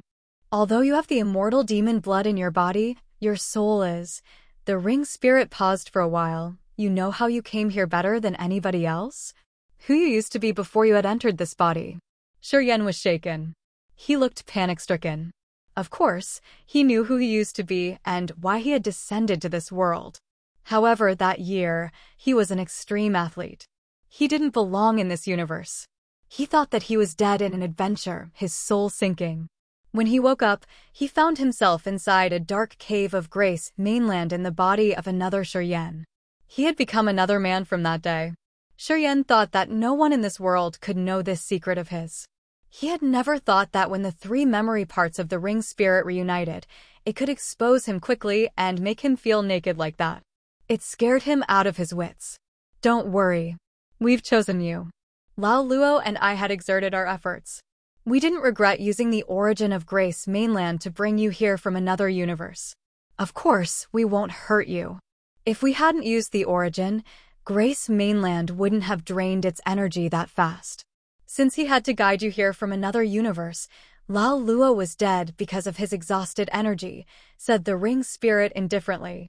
After the ring spirit had its full memory, it didn't conceal information anymore. It began to explain to Shuryen, the reason why you were the best choice and the reason why you were chosen by the Bloodthirsty Force is that your soul doesn't belong in this universe. It's the main reason why Harson could never be compared to you. Pausing for a while, the ring spirit continued, since your soul doesn't belong in this universe, it means that rules and principles of this universe can't bind you. Because your soul wasn't born in this universe, you are able to cross any barriers of this world. What our master couldn't do that year, you could do it all. It's because you can break all the rules and principles. It's the reason why Harson couldn't be compared to you. His soul was born in this universe. His soul was shrouded by the principles of the cosmos that nothing could free him. The blood vein ring slipped on his finger once again and emitted immense red light. He stroked the ring while his soul listened to the ring spirit. He stood there in a daze and said nothing for a long time. Until now, he had thought that his soul coming to Grace Mainland was just something coincidental or unexpected. Today, he had finally figured out that the ring spirit and Lao Luo had used the power of Grace Mainland's origin to activate something that he would never be able to understand to bring him into the body of a warrior who belonged to one of the 4 great races, the one with the immortal demon blood. None of these was coincidental. Someone had plotted for this. Everything was planned. Shuryen was so astounded. My memory hasn't fully combined yet. I need more time. I'll be idle for the time being. After you get into Desolate, I'll tell you what to do. The ring spirit's voice faded away. You don't need to care about Harson. The mark on his head will fade away. It will tell him what has happened. He can still be a member of his Charteris family. He needs time to clear his head and know what he got. The God clan won't spare his life, and he won't be willing to be under someone's control. He's predestined to be our warrior. The ring spirit's voice grew faint. The halo of the blood vein ring dimmed. Eventually, it quieted down. Oddly enough, the corpse chi in Harson's body was burning. After the corpse chi burned, it changed and generated vitality in his body, giving people the feeling of something becoming robust once again. As Shuryen knew death and life power Upanishad, he knew it could change. Although Harson didn't know life power Upanishad, his burning purgatory power Upanishad had the magical power of burning the soul to generate energy and vice versa as well. It could burn the death energy to produce vitality. No wonder why the ring spirit said that it didn't know how powerful Harson's power could be when his three powers Upanishads could fuse all together. We couldn't use the normal standard to assess this man. That year, when Xianshan had cultivated his death and corpse chi power Upanishads to a profound level and decoded the connection between the two powers, he had become a new race of the bloodthirsty force. That was how he was eligible to receive a part of the ring spirit's memory. Today, with the burning purgatory power Upanishad from the God clan, no one knew to what height Harson could reach in the future. Luckily, his soul didn't belong to this cosmos. In the future, he could tear all the principles and rules that had bound creatures here. Without this advantage, perhaps Harson would have been the chosen one and the ring spirit's best option. Looking at Harson reviving, Shuryen frowned. He knew that it would be awkward when Harson woke up and saw him here. Another battle would be inevitable. And now, Harson had been imprinted the mark of the blood cloud, which certified his membership of the bloodthirsty force. At the same time, Shuryen was the current leader of the bloodthirsty force. When Harson had made up his mind, he would be Shuryen's subordinate. As things were all set, Shuryen didn't need to care about them so much. Studying Harson for seconds, he smiled frankly and then left. After he had left, Harson woke up, his face baffled. He looked so confused when he sat up and mumbled to himself. "Weren't I just dead?" The mark flashed on his forehead. Images appeared in his brain. Death power Upanishad inheritance. Corpse chi flowing like a stream. All the memories flooded his soul altar like a rushing river. The two powers Upanishad that had been existing vaguely in his soul altar for a long time became clear. Many magical things he had touched before in his dreams were now visible in front of him. Harson gradually understood it. He sat in silence for a long time before clutching his head and screaming in pain. "No! Impossible! It shouldn't be like that!" Harson cried and screamed pitifully, tearing his skin and hair. He looked like a howling beast that wailed as he wanted to eliminate the death power and corpse chi in his soul altar. He wanted to wash the power in Xianshan's bones. He couldn't accept all of these. He had always considered the Charteris family his pride and glory. He had set his mind to kill Haig and become the next leader of the God clan. He deemed the bloodthirsty his mortal enemy, and the immortal demon clan, the heavenly monster tribe, and the imperial dark tribe his rivals. All of a sudden, he was resurrected from death and he found that everything was tumbled upside down. What he had believed in for years was shattered. He had become the archenemy that he had pledged to kill. Harson collapsed. Harson screamed and cried, trying to harm his body and torture himself. He didn't want to accept all of these. He needed time to adapt to this tragic change.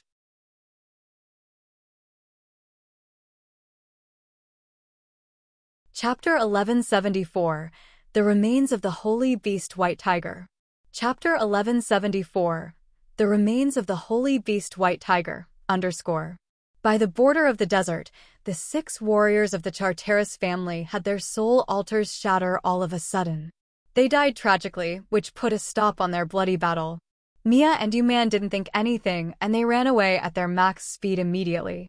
Mia understood that unless Harson had encountered something terrible, his warriors wouldn't perish abruptly like that. Mia and Yuman were wise enough to run away right after that. Xia Zhao, Mo Fo, and Shang Yingyi wanted to chase after them, but Audrey raised her hand to stop them. No need to pursue them. Haig is near. Mo Fo and Wu Feng were surprised. They became thrilled. We can kill them all together. Audrey shot them a cold look and said indifferently, Haig gathered more warriors than we did. If you think you can destroy him, just go there and check yourself. Xia Zhao, Mo Fo, and the others looked frightened. They waved their hands reluctantly and didn't want to insist on this. Are you kidding us? Haig was the strongest of his generation in the God Clan. He was even stronger than Harson. And he had a lot of warriors going with him. Without Audrey's support, how could they dare to take risks? Didn't you say that your soul consciousness couldn't sense this area? Asked Cecilia in confuse. Audrey was still cold and calm. She said simply, too close. We can still feel each other. The battle between Shiryen and Harson had stirred up the energy in the center of the desert, which has changed the earth and heaven's principles out there. Many warriors were attracted to them. Haig wasn't an exception. Should we prepare to engage in a battle with them? Asked Xiaozhao. Audrey shook her head. I think that we shouldn't. Haig's team isn't very different from us. Before we reach the Holy Mountain, he won't spend energy in vain. Unless his team is stronger than us, he won't come to us proactively. I know this man. He's very cautious. He won't be wild and rash like Harson. Did Shiryen win? Wu Feng's eyes look strange. As we can see that the 6 warriors of Harson's team had died all of a sudden, I think Harson is now in big trouble. Otherwise, it wouldn't be that fast. Everybody thought the same. Harson was the hope of the Charteris family. His power Upanishad is refined and he's brutal and crazy. He's the only warrior of the God Clan who can face Haig directly. I didn't expect that Shiryen could defeat him. It's a big surprise, though. Xiaozhao seemed to admire the other a lot. Cecilia and Sheng Yingyu had waves of happy light ripple from their eyes. Their hearts had many vibes as if they could share his glory. Audrey was astounded. She was a little shocked knowing how strong the immortal demon clan was. Here he comes, Audrey hissed. Everybody focused and waited. Shortly after, a shadow approached and appeared in their sights at a normal speed. He pitched his voice. Are you all right? It was Shiryen. Everybody else smiled and jabbered. Where's Harson? Did you kill him? Are you hurt? All of them cared about Harson's situation since he was the sharpest weapon of the God Clan, who was the big fear in their heart. This included Audrey. People's fear for Harson was bigger and deeper than what they had for Haig. This was because Haig was a sane man, and he could reason like a normal people while Harson was a bloodthirsty mad dog that no one dared to touch. No one wanted to taste his sharp, spear-like madness. Harson is still alive. I haven't defeated him yet. However, his god body has some problems. He ran away. Shiryen had something made up already. He said with his jaw clenched, the burning purgatory power Upanishad of the Charteris family is really terrifying. Harson's power seemed to be able to increase unlimitedly. If his soul and body could endure it, I think that I would be the one who had to run away. Hearing him, people changed their visage. Harson is still alive, they couldn't help but yell. Seems like Harson's damages were significant and his body couldn't bear it. Thus, he had killed his 6 subordinates to supply energy to him. He seized the chance and then ran away. He's going to come for you to take revenge later. Audrey drilled her look into Shiryen. It's enough for you to be proud. After Harson grew up, he has been experiencing countless big and small battles. He has left his mad reputation in the big star areas. No one has ever heard that he had to run away because he couldn't resist the enemy. You could force him to run away. Your reputation would spread throughout the cosmos. Listening to Audrey, people then looked at Shiryen with more respect and admiration. The one who could force Harson to run helter-skelter would be the most talented warrior in the vast universe. He was eligible to resist Haig. In their minds, Shiryen's position had just leaped up. He was about to surpass Audrey for sure. Leave the desert. We're heading to the Holy Mountain in the center. Audrey observed the area and let out a low shout. People replied cheerily. Dash. Situated by the desert was a dark valley filled with strong howling winds. Mia and Yuman staggered and landed in this valley as if someone had guided them here. As soon as they landed, they felt a sudden chill as if some beast was watching their soul alter. A strong gust slapped over and cleaned the thick mist in the valley. Haig, Phelps, and around 10 warriors of the God Clan appeared. Haig, Mia hissed. Haig nodded and said coldly, has something unexpected happened to Shiryen? He could feel the heat from Shiryen and Harson's fighting in the center of the desert. The earth-shaking energy changed due to their battle, and it attracted other warriors who came and checked. Harson. I think he's over, Mia frowned painfully. She tried to talk while hiding the pain. His 6 troopers died instantly. Their soul altars shattered. It means that Harson has encountered something unexpected. Perhaps he was dead already. Phelps, Peyton, and the other warriors of the God clan discolored in fright. We know something unexpected had happened, but I don't think Harson would be killed that easily, Haig pondered for a while and said with his brows knitted. I've been competing with Harson for years. I know how strong and wild he is. Whoever wants to kill him, including me, has to pay the most disastrous price. Perhaps the god body was smashed. To that point, Haig paused for a while and then looked at the desert and said, the one who fought with Harson still has full energy. He wasn't hurt. Thus, even though something had happened to Harson, I believe he's still alive. If Harson was killed, I'm afraid his opponent wouldn't be able to even move now. Haig understood the situation well. After years of fighting with Harson, Haig knew clearly how terrific Harson was. He knew that Harson's most fierce feature was that no one would return intact from the battle where Harson had to die. The fact that Shiryen was safe and sound helped Haig confirm that Harson was still alive. However, his condition wasn't really good. We should go there to rescue Harson, Mia proposed, her face stern and her eyes begging. Haig looked unconcerned. They aren't weaker than us. If we go there, both sides will bear losses. It's not my style. The wisest thing to do now is to gather our people. We should try to kill the enemies on the way and try our best to destroy them to reduce our loss. Haig explained his plan. Phelps and the others nodded. Apparently, they had considered Haig their leader. No one batted an eye on Harson's story. Mia sighed discreetly. After she could confirm that Harson was all right, she wasn't so persistent. She agreed to Haig's plan too. They are heading to the Holy Mountain too. We should hurry up. Haig waved his hand and smiled at Mia. I got many good things to help you increase your power a little bit. Desolate is a rich land.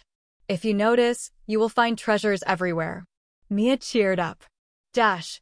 From a bird's view, people could see many small dots like a colony of ants heading to the Holy Mountain in the center. Shiryen, Audrey, and their warriors gathered on one side while Haig, Phelps, and Mia took their warriors and walked on the other trail. The two teams weren't close or too far from each other. However, it was impossible to use the soul consciousness to sense them. Anyway, if one team moved faster and the other team moved slower, they would encounter each other. Many warriors from the other clans were operating alone in the other areas. Regardless, every person was heading in the same direction. The Holy Mountain stood majestically in between the radiant rainbow and auspicious clouds. It looked so beautiful even though it stood still. It sparkled and waited for people to come and explore. There was a small which was closest to the Holy Mountain. He was moving really fast though. If nothing unexpected happened, he was going to be the first one to enter the imposing mountain. That warrior was Tsengyun. Tsengyun was part of the first wave of warriors entering the center. As soon as they had stepped in, Tsengyun separated from Cecilia and Shang Yingyu and moved away alone. Shiryen, Audrey, Mia, Haig, Phelps, and the others had encountered battles or death traps, which delayed them for a while. However, as Tsengyun was heading to the Holy Mountain alone, he was ahead of all of them. Tsengyun's monster body was as tough as granite when he moved between the thorny bushes. He wasn't afraid of the hooked thorns from the bushes as he moved forcefully and brutally. His body was like a bulldozer that crushed the thorny bushes that could tear normal warriors apart. He was dashing like crazy. Being a member of the Heavenly Monster Tribe, one of the 4 great races, Tsengyun had shown his intimidating power of the Heavenly Monster Tribe.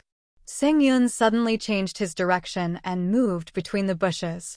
After traveling for several hours, he halted. A mountain range that had the shape of a roaring tiger appeared in front of Tsengyun. This mountain range wasn't as majestic as the Holy Mountain. The brown-gray rock was built in the shape of a tiger that roared at the sky. It looked lively and it gave people a terrifying impression.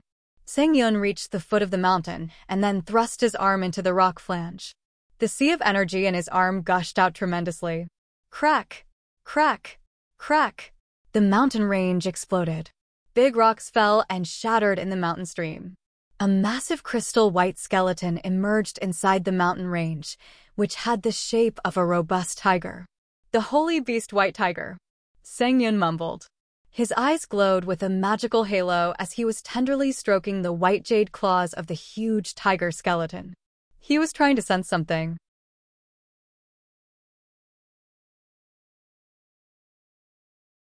Chapter 1175. After 5 years. Chapter 1175. After 5 years. Azure Dragon, White Tiger, Vermilion Bird, and Black Tortoise were the 4 great holy ancestors of the heavenly monster tribe. The Vermilion Bird and the Black Tortoise had fallen, and their remains were wandering around the vast sea of stars. Shuryen had met the Vermilion Bird's remains by chance. It helped his Vermilion Bird true flame evolve. The Black Tortoise's skeleton now belonged to Zwishur, and it turned into her seal of power. At the same time, no one knew where the Azure Dragon and the White Tiger were. Today, in the center of the ancient continent, Sang Yun had found the White Tiger near the Holy Mountain. The skeleton of the beast was like a several thousand-meter-tall mountain range. It was fulgent and white, and it radiated beautifully like the white chalcedony. Still, the skeleton had maintained a fierce, bloodthirsty aura. The White Tiger was the killing star.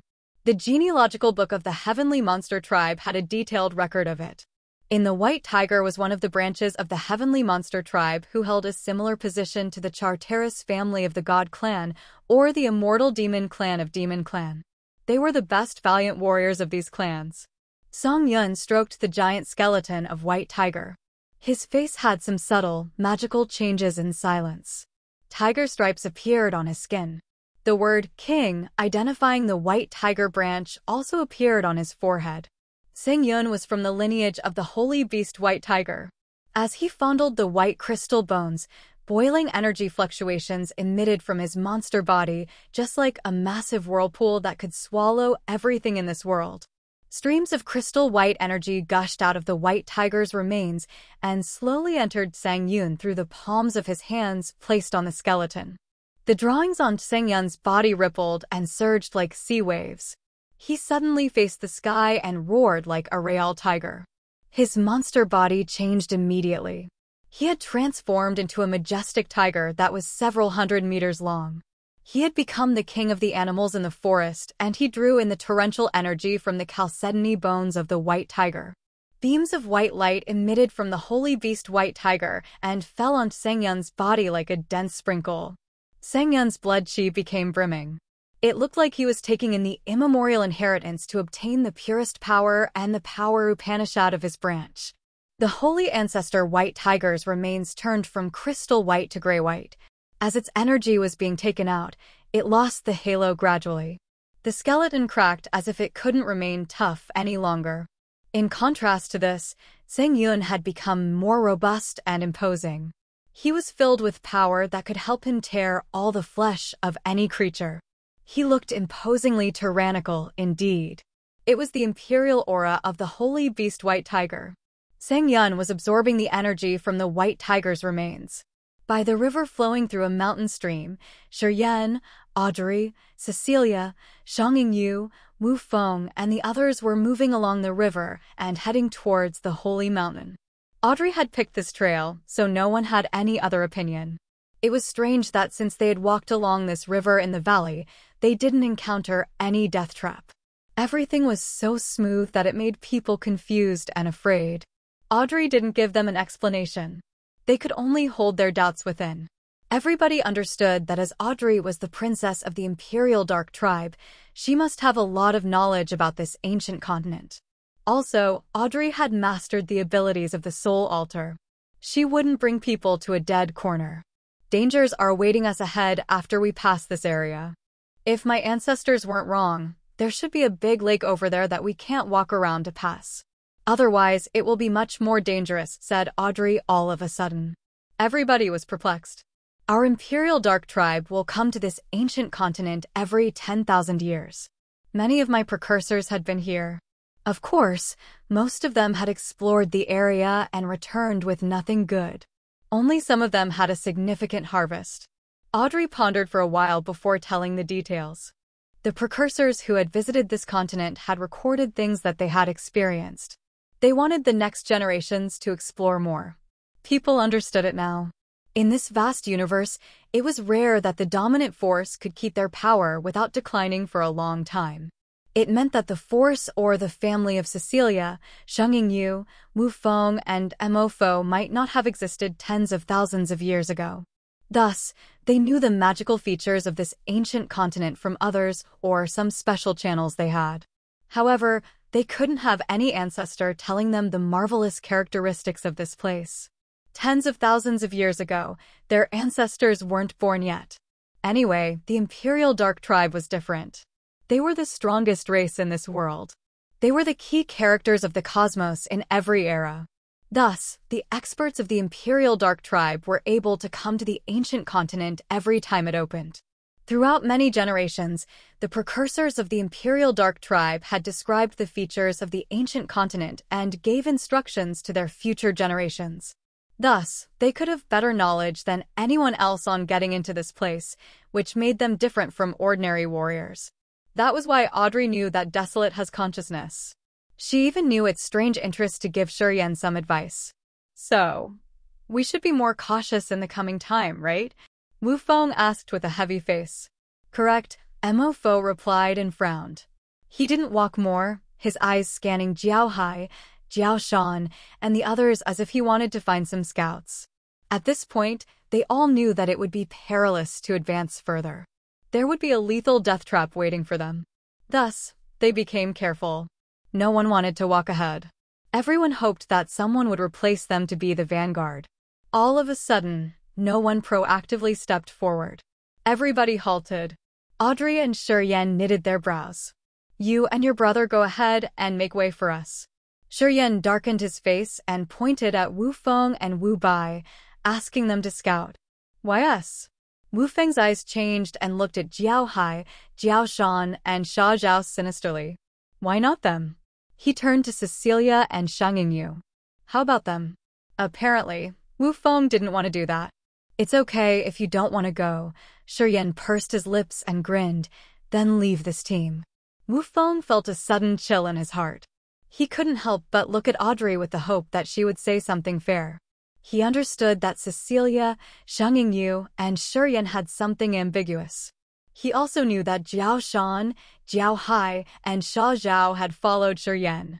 During a moment like this, of course, Shurian would protect them to maintain his force. That was why he asked his brothers to take risks. Shurian had proven that his position and state could surpass most of the people here, and he was able to stand shoulder by shoulder with Audrey. Thus, he could only count on Audrey. Unfortunately, Audrey didn't give him face. You brothers should go scouting. After 10 miles, Mo Fo will take the shift. Then, we alter every 10 miles, said Audrey.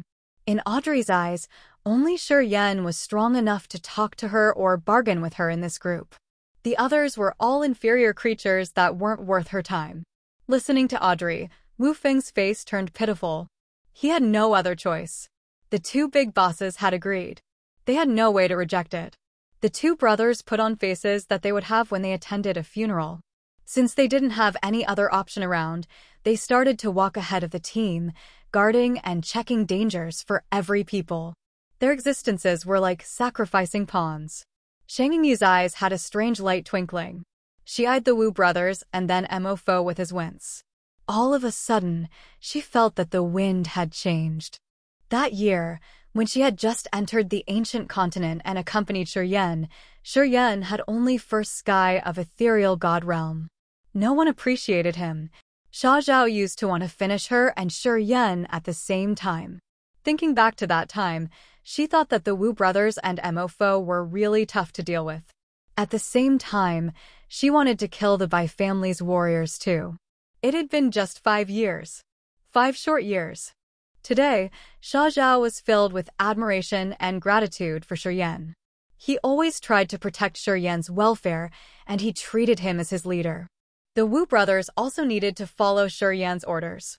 And Shurian had killed all of the Bai family's warriors. Afterward, Shang Yingyu had a strange, yet new affection for Shi. She also viewed him from another angle. After 5 times, people's position and status here had changed dramatically. It felt like they had survived several generations.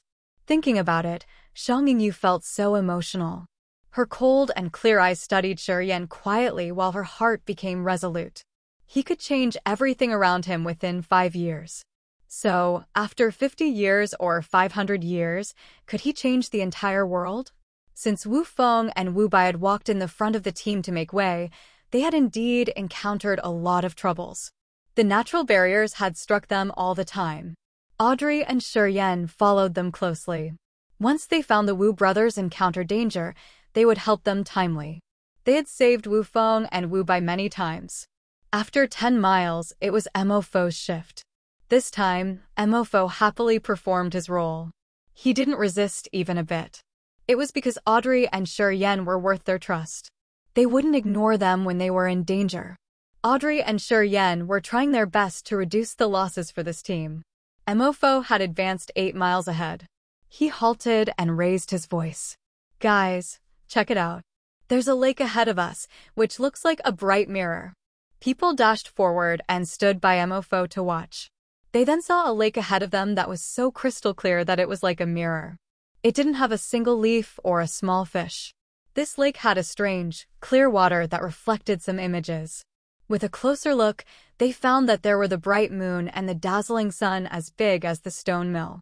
People instinctively looked up to watch the sky. The sky was covered by the cotton clouds, and it left no gap for the sunlight to reach the ground. They didn't see a single star, let alone the sun or the moon. If there were no star, moon, or sun in the sky, why could they see their reflections on the water? Everybody frowned and felt something strange happening around them. This abnormal lake made them feel insecure. A cold, soft hand appeared in Shi palm. He was surprised, and he turned around to find that it belonged to Cecilia. Cecilia didn't have her sexy makings anymore. She looked a little pale, mumbling with fear. Remember, you've promised me to help me with something. I do, nodded Shi. Cecilia's cold finger pointed to the lake as she whispered, It's this place. Will you come with me to the lake? You've promised me. Shi was astounded.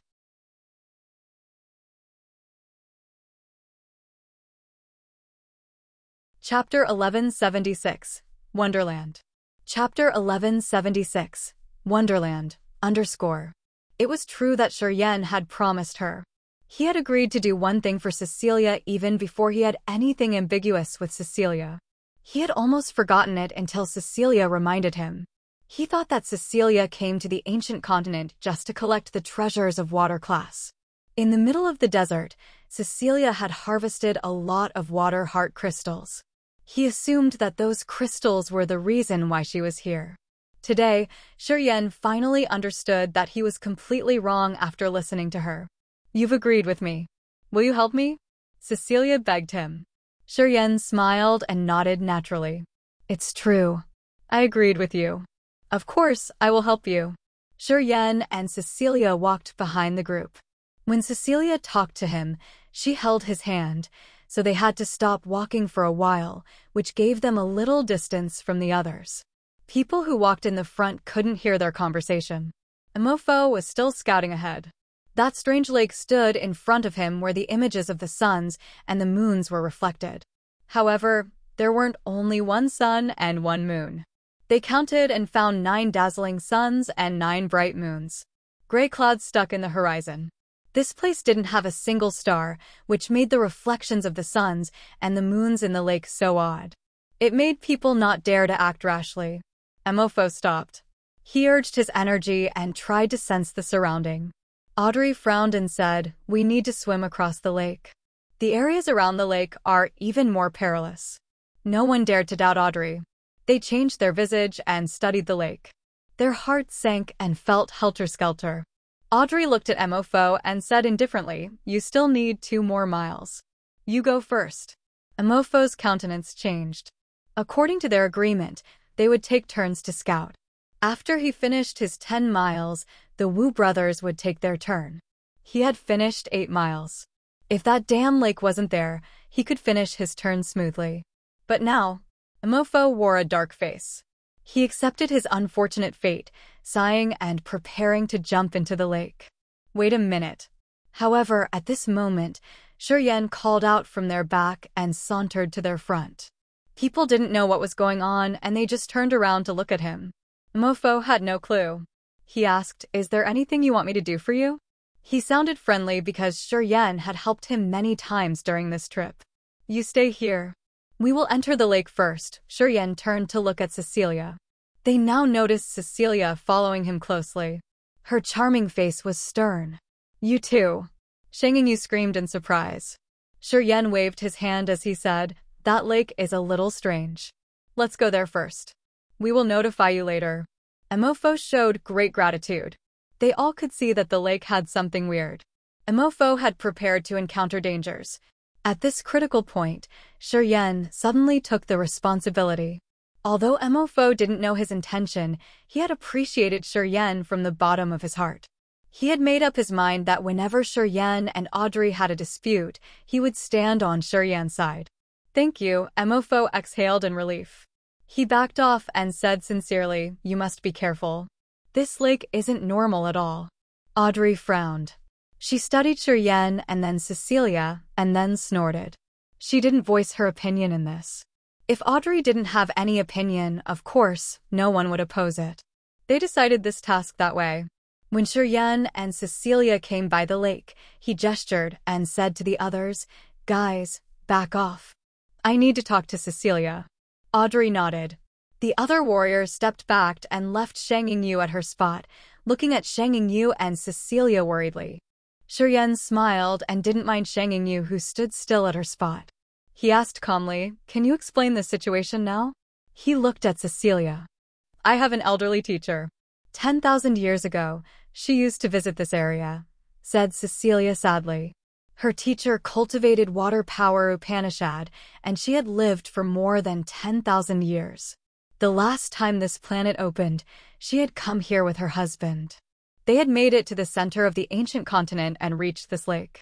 Her husband went to the lake and sank little by little as if he was pulled by something invisible and drowned. While he was sinking to the bottom of the lake, he sent his wife the soul message and asked her not to get into the lake no matter what. He told her to stay and wait for him. Cecilia's teacher had waited for him. Not long after that, the lake became normal and had no reflections. Everything became pretty normal. Cecilia's teacher couldn't sense any commotion of her husband. She entered the lake to search but found nothing. Her husband seemed to have vanished into thin air. Right after that, she stopped her expedition of this ancient continent to search the lake for years. When the ancient continent kicked her out, she hadn't found her husband yet. It became a sickness in her heart. Afterward, she left the ancient continent and returned to her life star. She had continued to search for her husband's whereabouts. Unfortunately, she didn't have a clue. She was sure that her husband had disappeared in this lake on the ancient continent. Perhaps he had been dragged into a strange domain or confined somewhere. Probably, he had died. She stopped yearning for the day she could reunite with her husband. However, she wanted to see his remains. Thus, she accepted a disciple and taught her skills and abilities. She had even tried to find a guiding fruit for her to send her to the ancient continent the next time. She hoped that her disciple could fulfill her wish.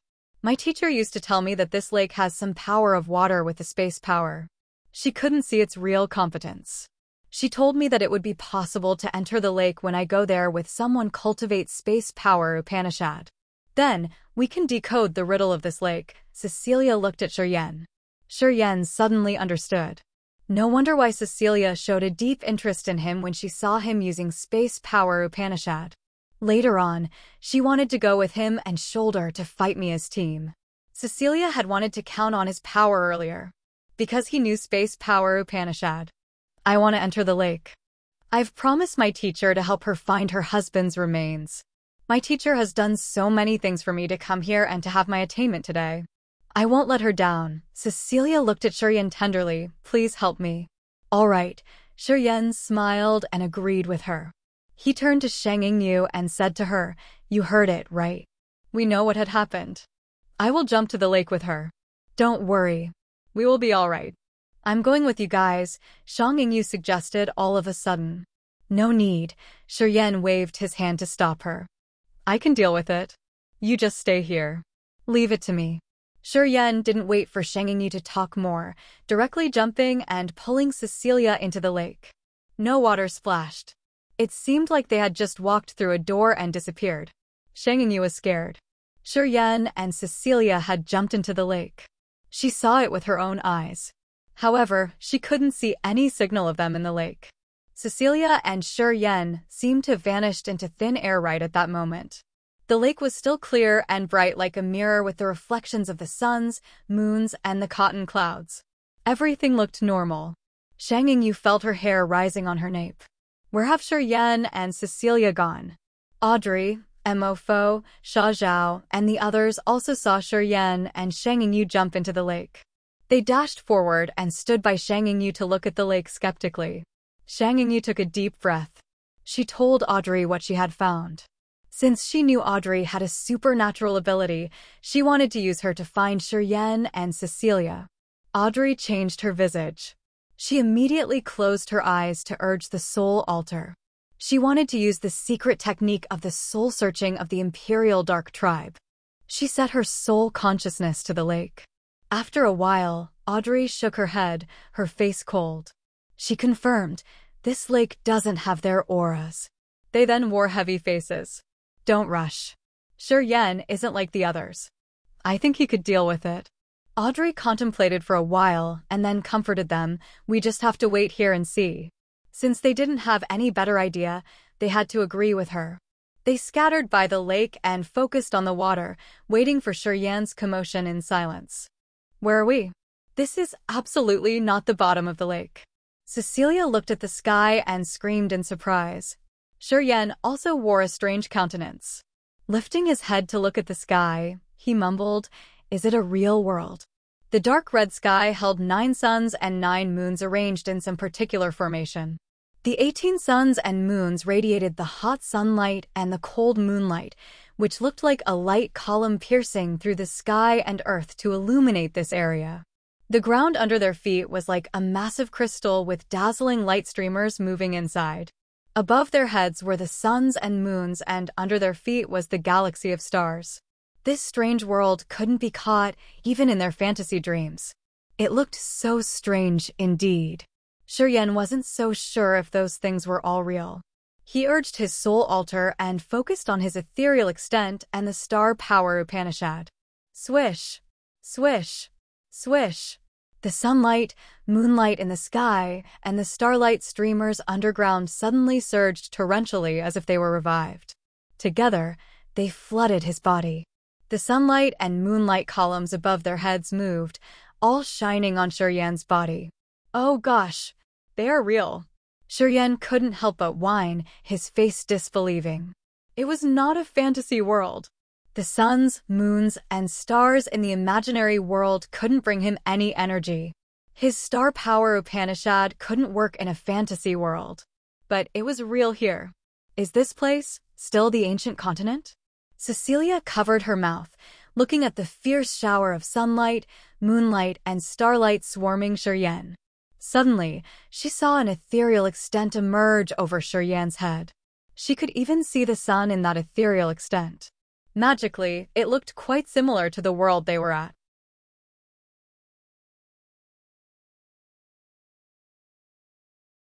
Chapter 1177. It seems like a dreamland. Chapter 1177. It seems like a dreamland. Audrey, Shang Yingyu, Mo Fo, and the others stood by the clear lake and looked at the suns, moons, and scattered stars twinkling. All of a sudden, the lake rippled. It looked like some strange and evil energy was trying to do something to the lake to hide its peculiarity. The ripples on the lake surface ceased. Everybody changed their visage in fear. There was no sun, moon, or star anymore. The lake now reflected the clouds, which were the exact objects floating above their heads. The strange reflections in the lake were gone. Shang Yingyu paled. She couldn't help but scream in panic. The other warriors looked at her. Shang Yingyu promptly told them what Cecilia had told her. She explained how Cecilia's teacher's husband had disappeared into that lake. The lake became normal, but her husband had gone forever. No one knew whether he was alive or not. And now, things on the lake had changed the same way it had done 10,000 years ago. It happened exactly as Cecilia had told them. Do you know what's going on? Wu Feng looked at Audrey. As you're from the Imperial Dark Clan, if you don't know it, I think no one will have a clue. Everybody was waiting for Audrey to talk. Audrey shook her head. I don't know. What should we do? Zhang Yingyu was so worried as if she had a flame burning her. If what Cecilia said is true, are they gone in this lake and we won't be able to find them even 10,000 years later? Jiao Shan, Xia Zhao, and Mo had serious faces. They were really worried about Shi Yan. They frowned and thought about what to do. No, I have to go there to see.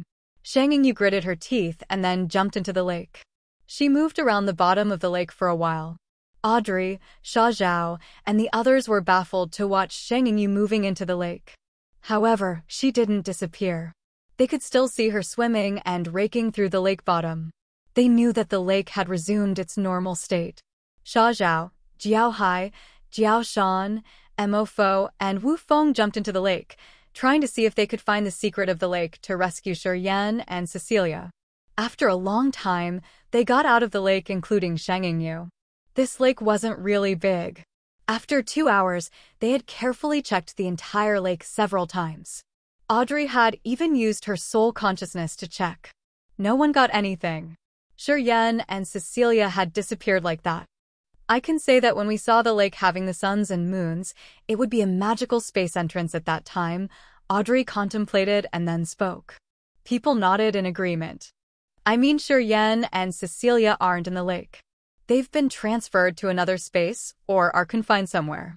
Or they didn't want to get back. And if they want to get back, it's not sure if they will reappear here.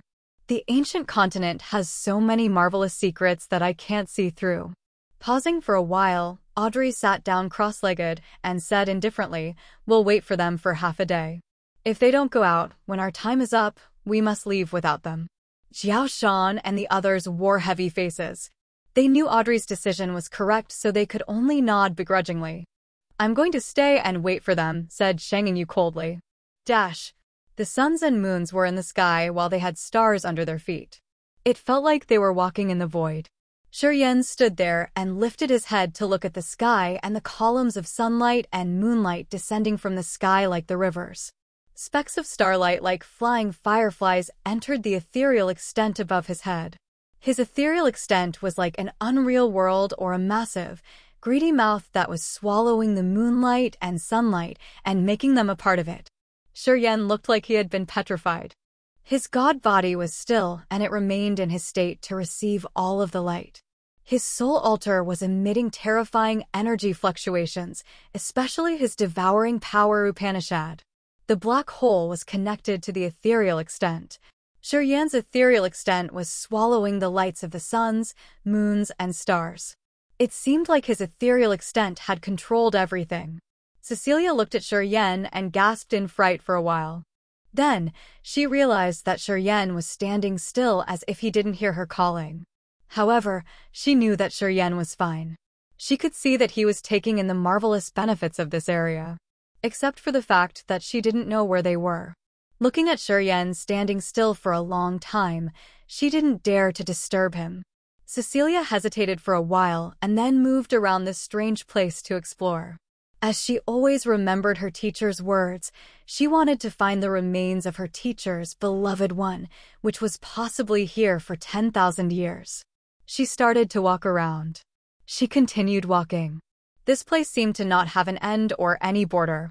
After a long time of moving, she figured out that she was pretty far from where Shi Yan was standing.